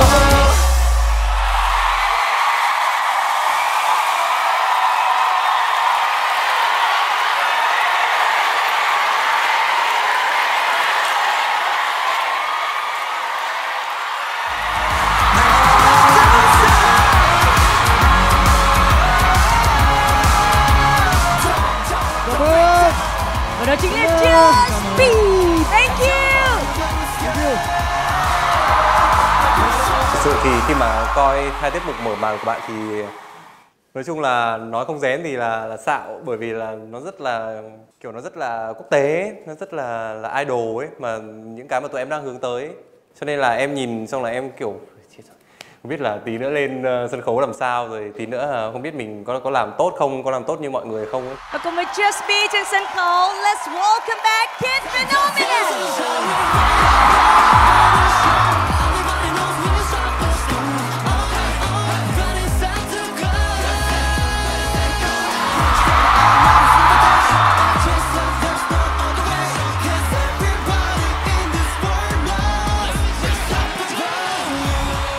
Chào đón đội hình Tân Bình thăng cấp.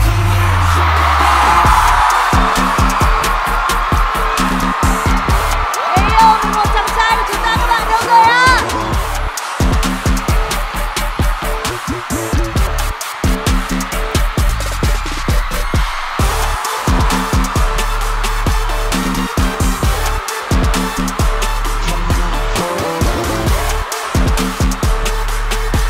Okay, so now it's the welcome word from Japan, Kid Phenomenon. Xin chào, chúng mình là K Phenomenon. Cảm ơn. Rồi, các bạn nói tiếng Việt siêu quá luôn. Và ngay sau đây sẽ là những lời chào đến từ Hàn Quốc. The welcome words from Korea, Just Be. Xin chào, chúng mình là Just Be. Siêu đáng yêu, nhập ra tùy tục, các bạn ấy đã gửi đến chúng ta những lời chào hoàn toàn bằng tiếng Việt. Và đây sẽ là lời chào của đội hình tân binh thăng cấp của Tân binh Toàn năng.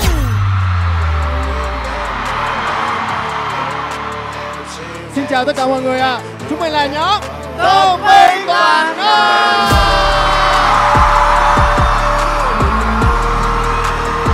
Và các bạn khán giả sẽ gửi lời chào như thế nào đến 24 chàng trai rất điển trai và tài năng trên sân khấu của chúng tôi ạ? Một năng lượng tuyệt vời trên sân khấu và chúng ta sẵn sàng để chờ đón những phần trình diễn bùng nổ trên sân khấu này đến từ nhóm tân binh thăng cấp Just Be và K Phenomenon. Hãy cổ vũ cho họ ạ! Bây giờ thì những chàng trai tuyệt vời này sẽ di chuyển vào bên trong để chuẩn bị cho những phần trình diễn tiếp theo trong tiếng vỗ tay cổ vũ của tất cả các bạn khán giả. Thank you. Thank you very much. Thank you.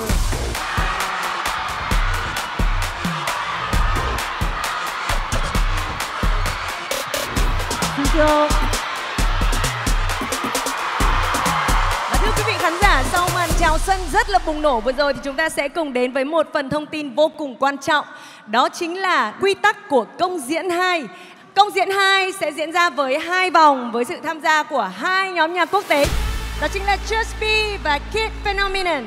Ở mỗi vòng thi thì nhóm quốc tế sẽ trình diễn trước, nhóm tân binh thăng cấp sẽ trình diễn sau. Cho nên điểm số sẽ được tính bằng điểm trung bình cộng của 2 nhóm nhạc quốc tế, là điểm cột mốc để các tân binh của chúng ta có thể vượt qua. Nếu thành công thì các bạn ấy sẽ nhận được đặc quyền tương ứng. Còn nếu như thất bại, đây sẽ bị trừ 100 điểm cá nhân của tất cả các thành viên.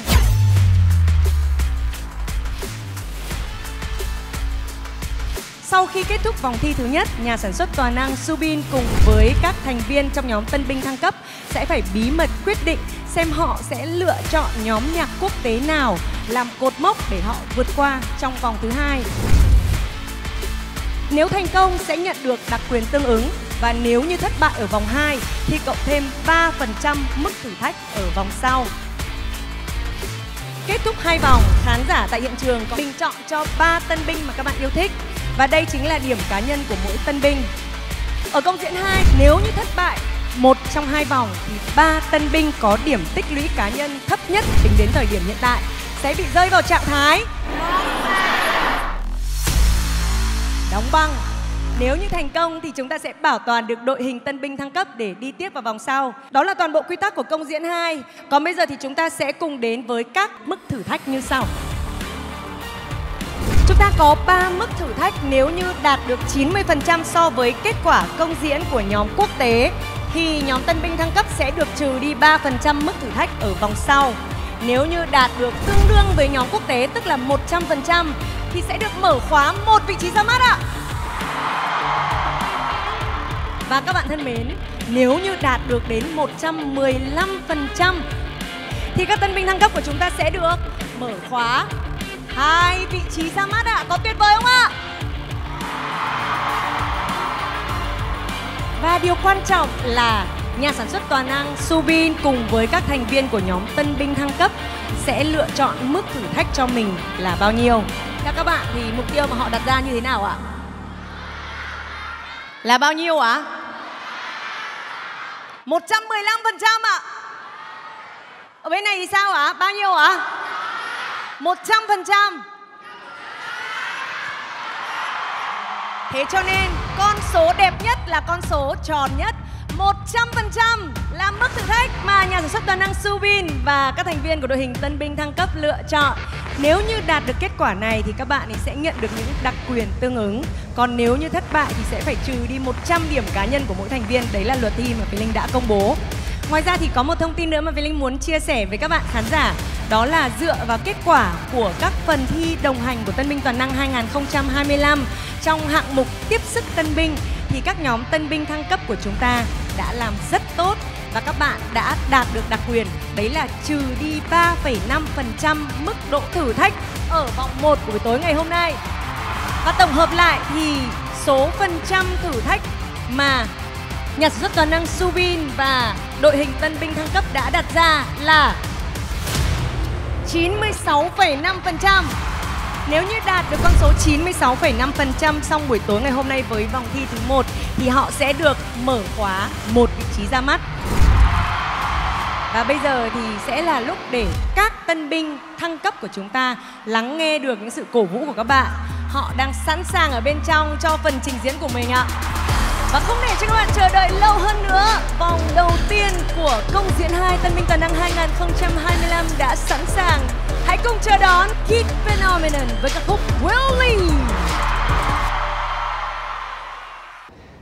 事前に皆さんのルーキーチームのパフォーマンスを拝見させていただいたんですけれども、もうオーディションの時点でのレベルがもうとても高くてすごい刺激を受けましたし、こんな素敵なステージで、自分たちも今回のステージに立たせていただく上ですごいテンション上がってますし、本当にめちゃめちゃ楽しもうって思ってるので。Willie は僕たちのデビュー曲で言葉を超えて、国も誰も関係なく皆さんと一緒に楽しめる楽曲だと思ったので、このパートが Willie Boom Boom このパートが皆さんと一緒に楽しめるパートなので、この楽曲を選びました。全力で頑張ります。 Willie Boom Boom。Are you ready to show you? Let me see your hands up right now. Yeah. We're Kid Phenomenon. Pop pop, won't you get to run your own? Hop hop, 꼭 you want who got to go. I got to wake you up. To take out, give me on us, to the top top leg. Kill it up, all it up. So let's ladder, don't give up, looking up. Miss it together, up in the mind now. Forget it, don't flow. So then you can't boys. Boom.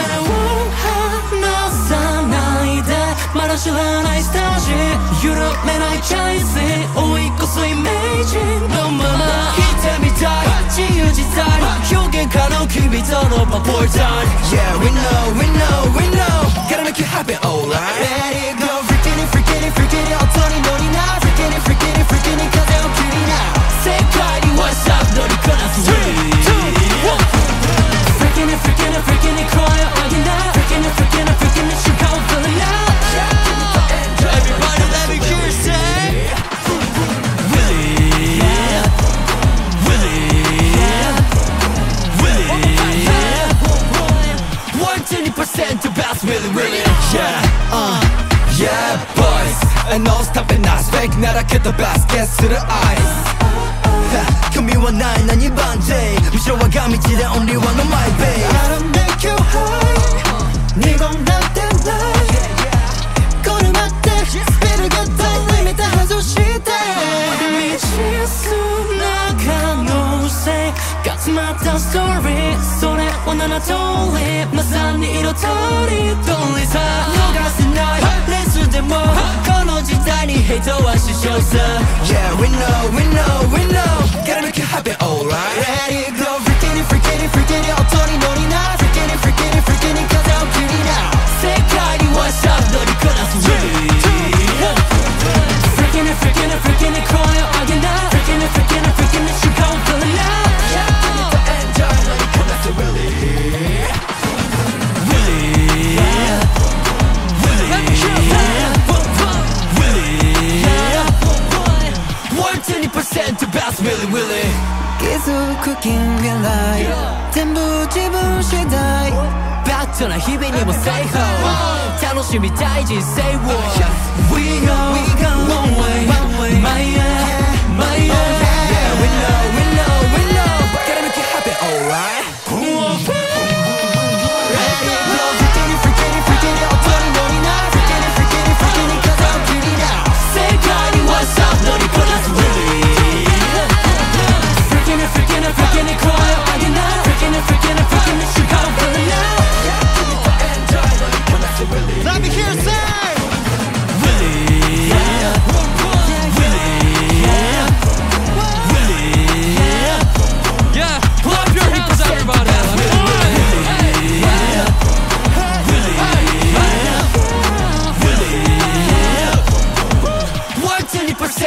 bounce really, really.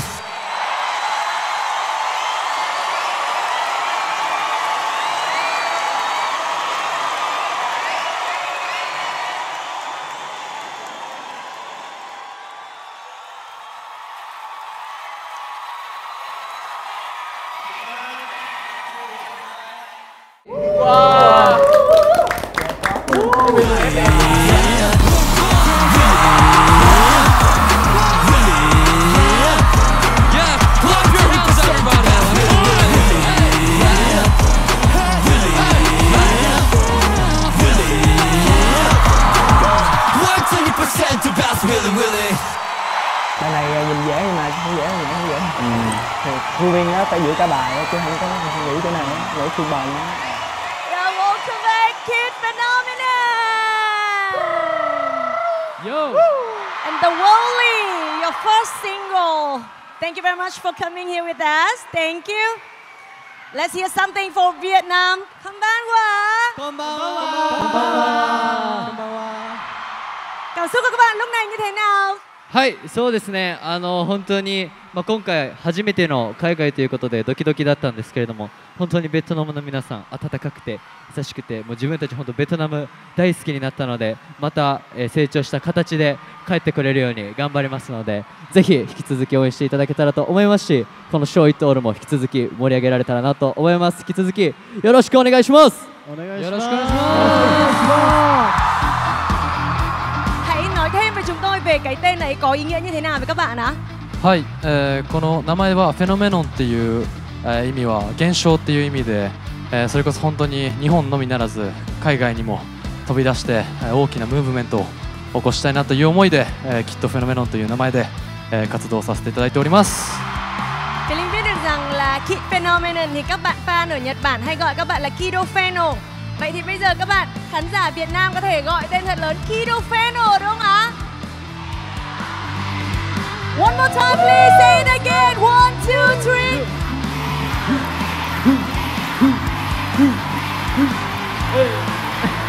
Cảm ơn. Thank you. Thank you. Rất là wow, cái phong cách trình diễn của họ rất là kill sân khấu ấy. Kid Phenomenon hôm nay làm em cảm thấy rất là ấn tượng. Và đấy hoàn toàn là một cái nhóm mang tinh thần rất là hip hop. Mọi người rất là chill, rất là tận hưởng sân khấu, kiểu em nhìn em rất là mê ấy. Cho nên là em cảm thấy là đấy là một cái điều rất là đáng để tụi em học hỏi. Arigatou gozaimasu. Thank you guys. Thank you. Thank you very much. Thank you very much. Thank you. I love you guys. I love you guys. Bye bye. Thank you. Cảm ơn. Love you.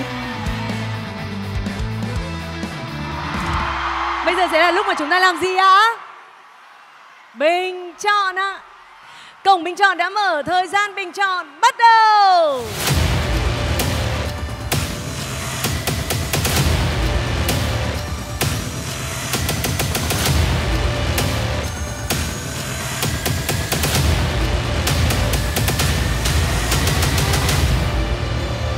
Thời gian bình chọn đã hết.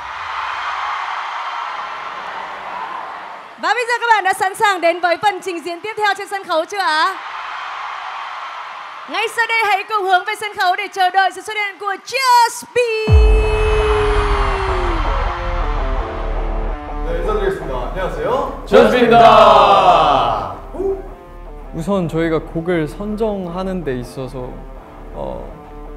저희가 퍼포먼스를 하는데 가장 보여드리고 싶은 곡, 그리고 멋있게 보여드릴 수 있는 곡을 선정을 했고, 그리고 체스트 같은 경우에는 저희의 가장 최근 곡이고요. 저희의 최근 방향성을 담고 있는.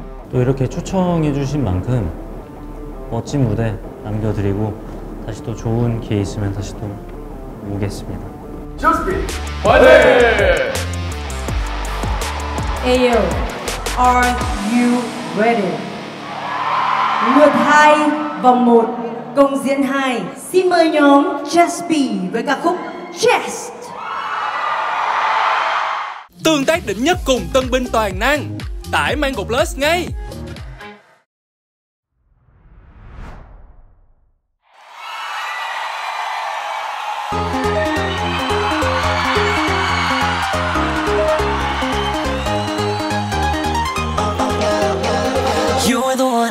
forget. Cause for you I will be undead. Come take my soul away, that's all I have left. When I come home you can sleep on my chest. You're the one I can't forget. Cause for you I will be undead. Come take my soul away, that's all I have left.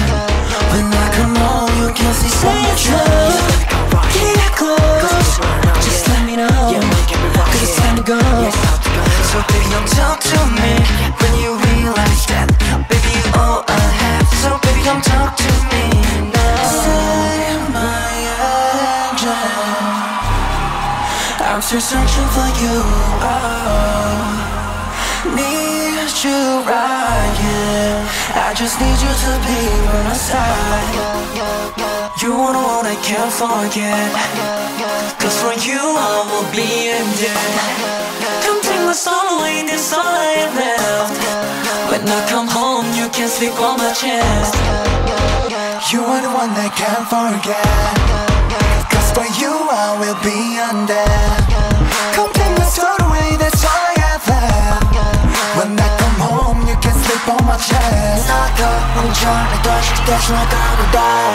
또 혹은 약을 마시면 난 후회하기 싫다. 좋은 철거지 어떤 곳에 있다면 의심은 하지 않은 건조해. Yes I wanna go, I still want you girl. You are the one I can't forget. Cause for you I will be undead. Come take my soul away, that's all I have left. When I come home you can see my trust. Keep it close, just let me know. It's time to go.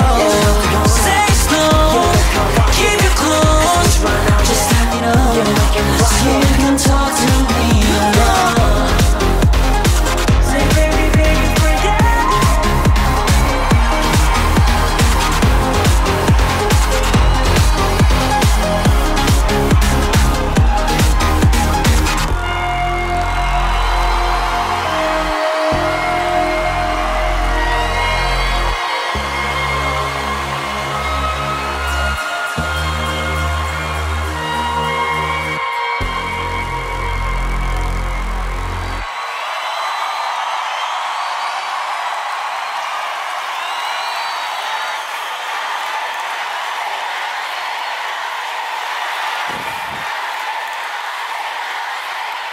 Đẹp quá. 자.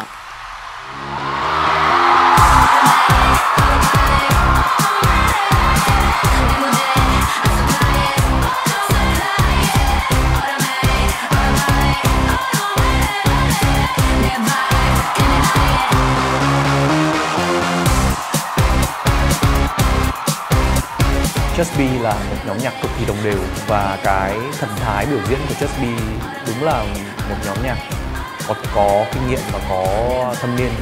Khi mà trình diễn ấy, họ đều cảm thấy rất là thoải mái. Cái sự nghiêm chỉnh và chỉnh chu trong từng tiết mục trình diễn nó là rất cao. Vậy cho nên mình muốn rằng các bạn trong Tân Minh Toàn Năng sẽ nhìn và học hỏi được rất là nhiều thứ. Welcome to Vietnam, Just Be. Cảm ơn. Hey. Xin chào. Xin chào. Xin chào. Xin chào. Các bạn khán giả thân mến, đang hiện diện ở trên sân khấu ngay lúc này là nhóm nhạc vô cùng trẻ trung đến từ Hàn Quốc. Và vào tháng 5 vừa rồi thì họ vừa hoàn thành tour lưu diễn toàn thế giới của mình và trải qua 10 thành phố của nước Mỹ ạ. Họ cực kỳ tài năng và họ đã đến đây với đất nước Việt Nam của chúng ta. Hãy cùng chào đón Just Be.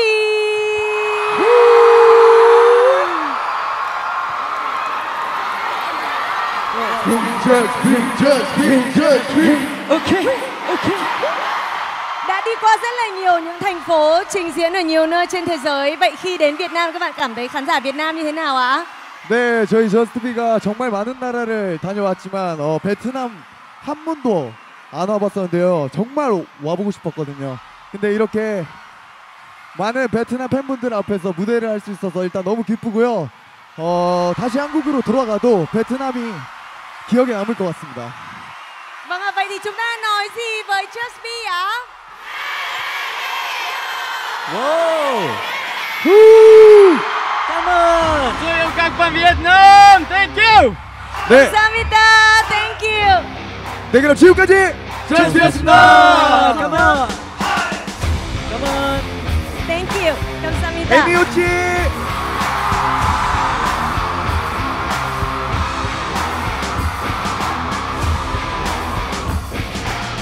Và ngay sau đây sẽ là thời gian để tất cả quý vị khán giả sẽ bình chọn cho tiết mục trình diễn của Just Be. Các bạn đã sẵn sàng chưa? Cổng bình chọn xin được phép chính thức mở ra.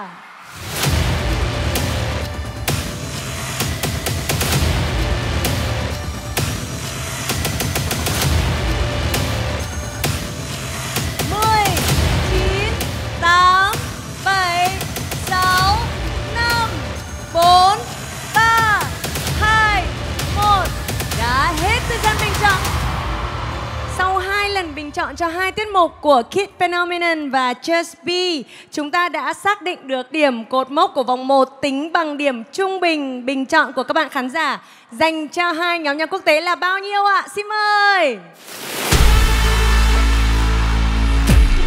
Wow. 511,5 điểm.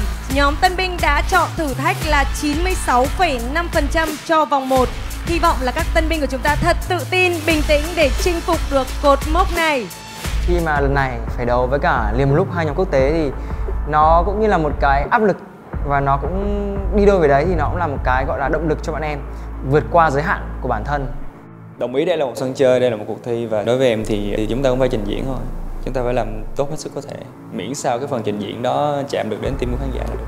Và các bạn đã sẵn sàng chưa? Tiếp theo đây sẽ là phần trình diễn của nhóm Tân Binh Thăng Cấp. Rồi em ơi. Cảm ơn. Chiến đây. Rồi quên cho người đọc rồi. Có lên. Sân khấu đã sẵn sàng. Lượt thứ 3, vòng 1. Xin mời nhóm Tân Binh Thăng Cấp với ca khúc mới Không Cần Nói Nhiều. Chính lại tự động tiếp sức trên mọi hành trình mới. Techcombank xin lời tự động mỗi ngày thêm giá trị.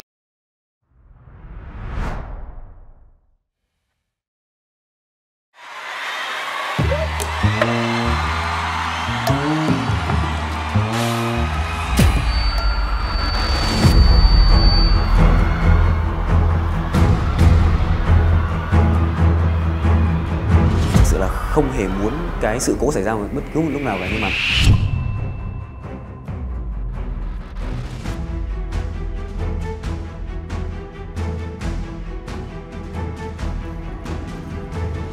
thì lúc đó là nhạc vẫn chưa lên, nhạc vẫn chưa bắt đầu thì em với anh Cường mới phi vào. Nổ. Vừa bước xuống cầu thang thì nhạc bắt đầu lên, em có ngoái lại là em nghĩ là hay là mình chạy ra ta, nhưng mà bây giờ chạy ra mà mic không hát được mà mình không nghe thấy gì, lỡ mình với anh Cường nhảy lệch nhịp thì sao. Cho nên là vì một cái tiết mục trọn vẹn nhất. Lúc ở dưới sân khấu thì bọn em thấy India và Lancet mọi thứ rất là bình thường, mà khi bước lên sân khấu thì India em nó nổ bùng trong tai. Mình cũng có thấy là khi mà nhạc đã được phát rồi nhưng mà lại ngắt đi, và phải khoảng tầm 3-4 phút sau thì bắt đầu tiết mục mới được trở lại, và mình bắt đầu mới thấy các thành viên mới quay trở lại sân khấu ấy. Thì mình thấy đấy là một cái nó hơi thiếu chuyên nghiệp. Khi nhạc đã lên rồi thì là no excuse. Có lẽ đây sẽ là một cái bài học cho em để sau này mình sẽ rút kinh nghiệm thật kỹ cho những stage lần sau.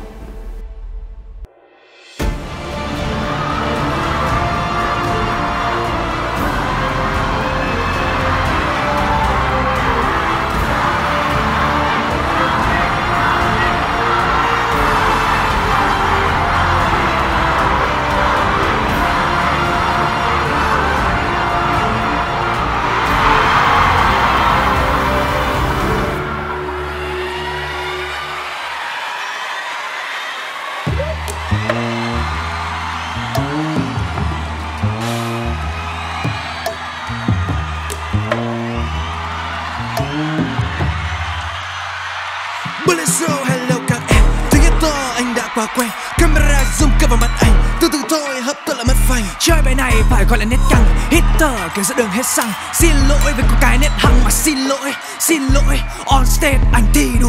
Rap chỉ cần drop hay là boom bap, mình vui cả map tới nghiệp thì nó phải khác. What get the map, nơi đa chỉ còn là đống đổ nát. Loại fan thì thích crash, chơi luôn không thích nháp. Bài khóc qua không thể đậm đà mà make it hit, bọn anh là giải pháp.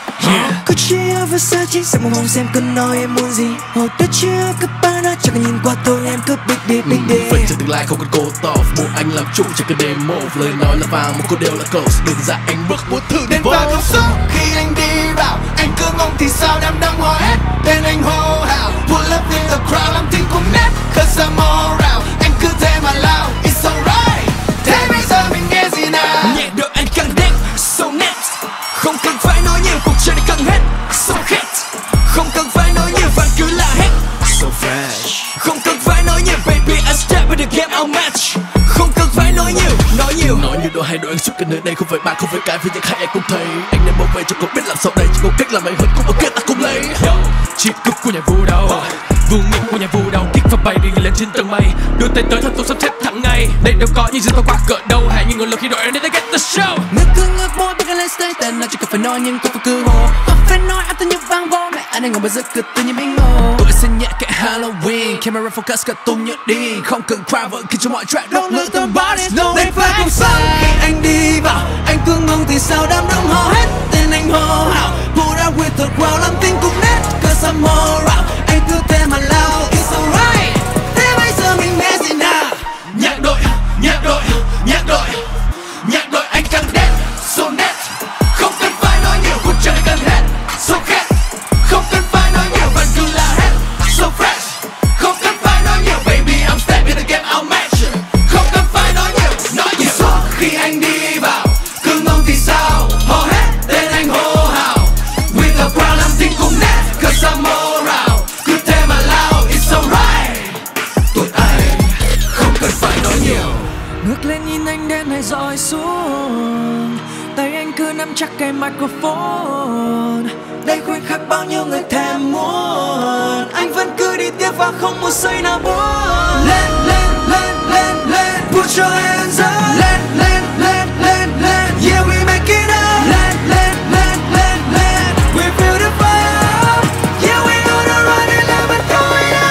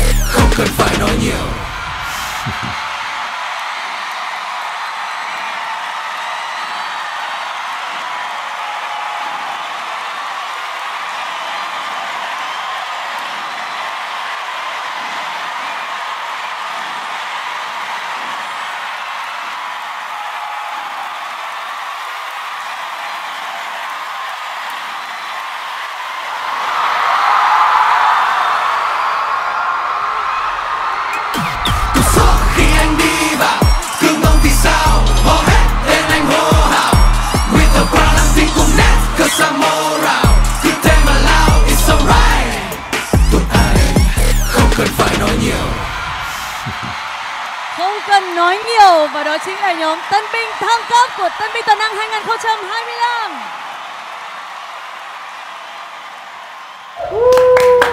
Yo, かっこいい。すごい。めちゃめちゃ揃ってる。かっこいいわ。俺水色と白の人好き。絶対そうやと思う。ちょっと研鑽味あるっすもん。いや好き。あの人好きです。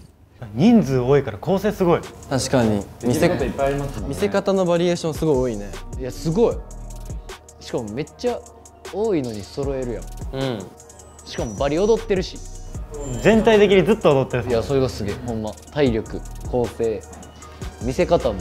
個人的にはそれぞれのポテンシャルがある分、それぞれのエナジーをもっと揃えた状態でそこからもっと歌ってる人が自分が主人公だと思ってやった方が絶対その人にとっても見てる人たちにとっても自分たちのパフォーマンス伝えたいことが伝わるから、なんかそれをもっと自信持ってやったらさらに良くなる。パートで取ってる音のなんかその細かさをたまに出していくのすごい好きだった。ああそういうことで。そうそう。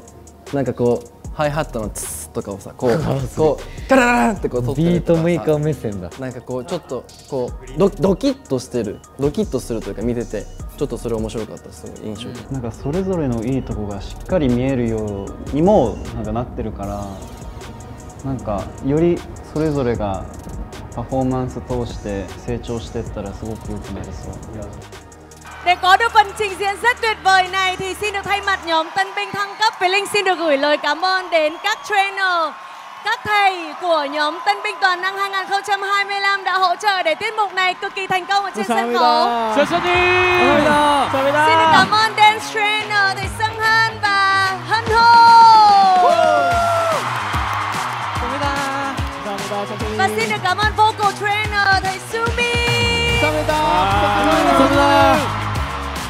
Và hãy cùng quay trở lại với nhóm tân binh thăng cấp của chúng ta ngay lúc này. Các bạn đã đỡ mệt chưa? Với cái bầu không khí này thì tụi em chưa bao giờ mệt cả.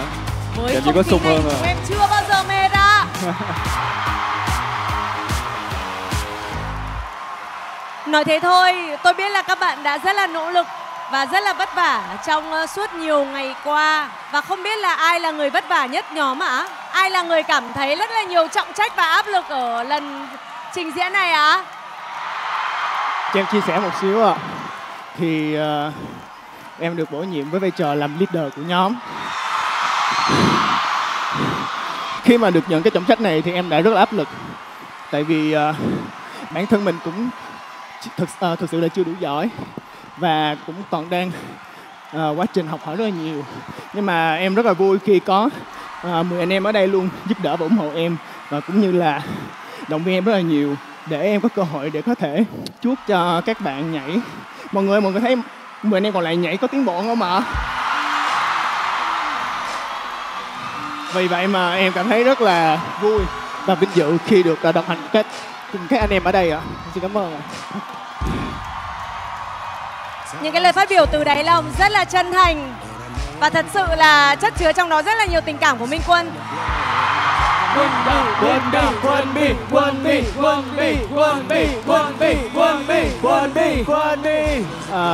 em xin chia sẻ một xíu là em nói với anh Quang và anh Cường thì thực ra trong nhóm hai anh là lớn tuổi hơn em, và em thì cũng gọi là với vai trò leader thì không biết là hai anh có phục mình hay không.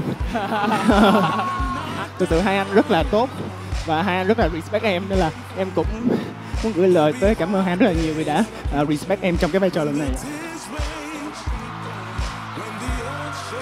Tôi nghĩ là Cường Bạch sẽ có điều gì đó muốn nói ngay lúc này. Xin mời Cường. Chắc là mọi người xem phần trình diễn vừa rồi mọi người cũng thấy được là Quân đang làm leader rất là tốt đúng không ạ? Ý là thật ra là cái vấn đề ai làm leader nó không quan trọng bằng cái kết quả mình đưa ra cho tất cả khán giả trên. Ngoài ra thì trên hành trình này cũng rất ghi nhận sự cố gắng của Minh Hiếu. Chào mừng bạn quay trở lại team.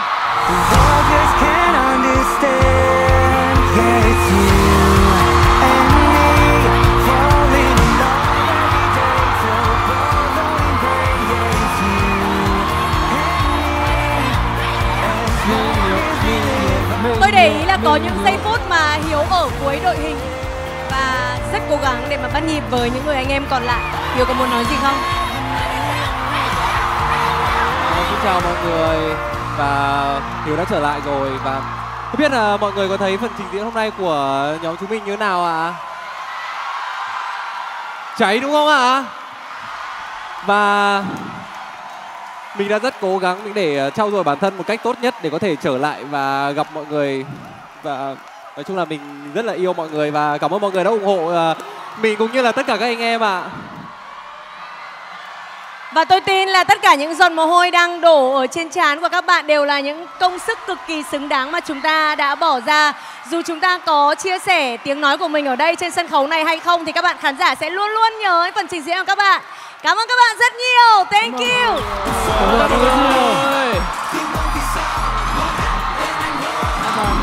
Hẹn gặp lại nha.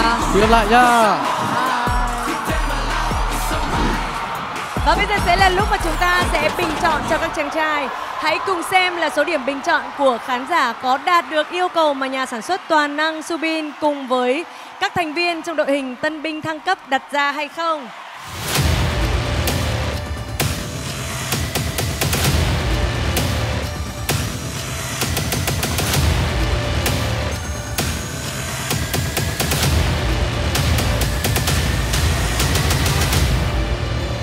Thời gian bình chọn đã hết rồi. Phía Linh xin được quay trở lại để gửi lời cảm ơn đến tất cả các bạn khán giả đã bình chọn cho tất cả các tiết mục trong vòng 1 của buổi tối ngày hôm nay. Cảm ơn các bạn rất là nhiều. Vâng, thưa tất cả các bạn, như vậy là giây phút hồi hộp nhất mà chúng ta cùng mong chờ đã đến. Giờ là lúc mà chúng ta sẽ cùng xem số điểm bình chọn của các bạn khán giả dành cho tiết mục Không Cần Nói Nhiều của nhóm Tân Binh thăng cấp với mục tiêu đề ra là 96,5% dựa trên kết quả tổng hợp từ mục tiêu của nhà sản xuất toàn năng Subin và đội hình Tân Binh thăng cấp cũng như số điểm thử thách đã được trừ từ việc tham gia các hoạt động đồng hành, thì nhóm Tân Binh của chúng ta có hoàn thành được thử thách ngày hôm nay hay không? Và hãy cùng hướng lên màn hình ngay bây giờ. Xin mời.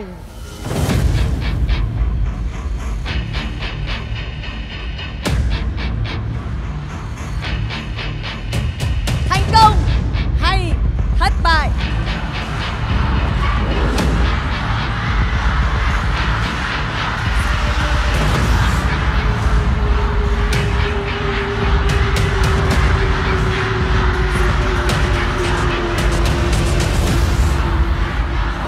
Vấn đề gì?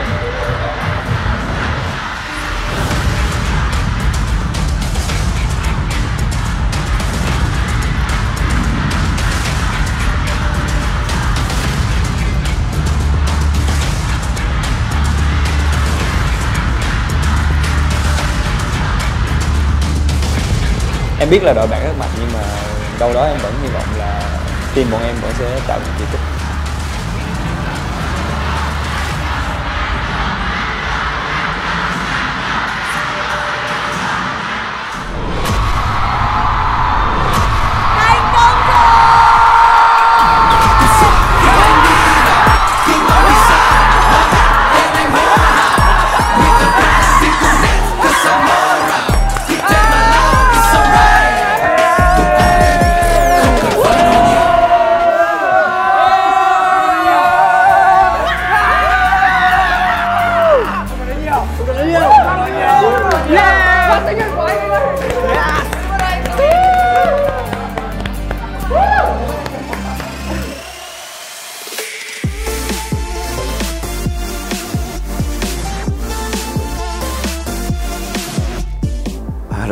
Lúc đó em không nghĩ được gì nữa, chỉ biết chảy nước mắt thôi. Mình có nhìn thấy những cái giọt nước mắt của Hữu Sơn. Có lẽ là vì trong những ngày luyện tập vừa rồi thì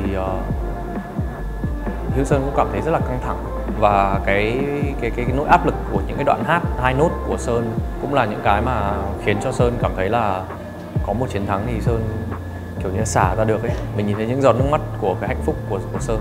Cái lần chiến thắng lần này nó như là một cái sự công nhận cho những cái sự cố gắng của bọn em trong suốt thời gian vừa qua. Thật tuyệt vời, như vậy có nghĩa là nhóm Tân Binh của chúng ta đã mở khóa một vị trí ra mắt ở đội hình chính thức.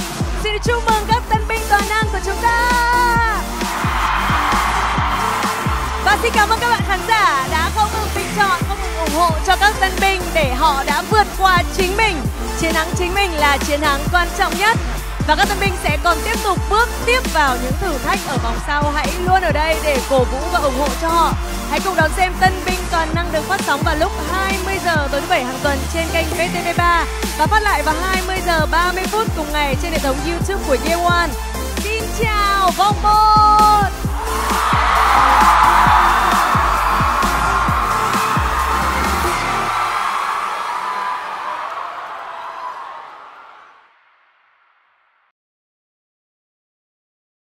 Tim này mau mày lên.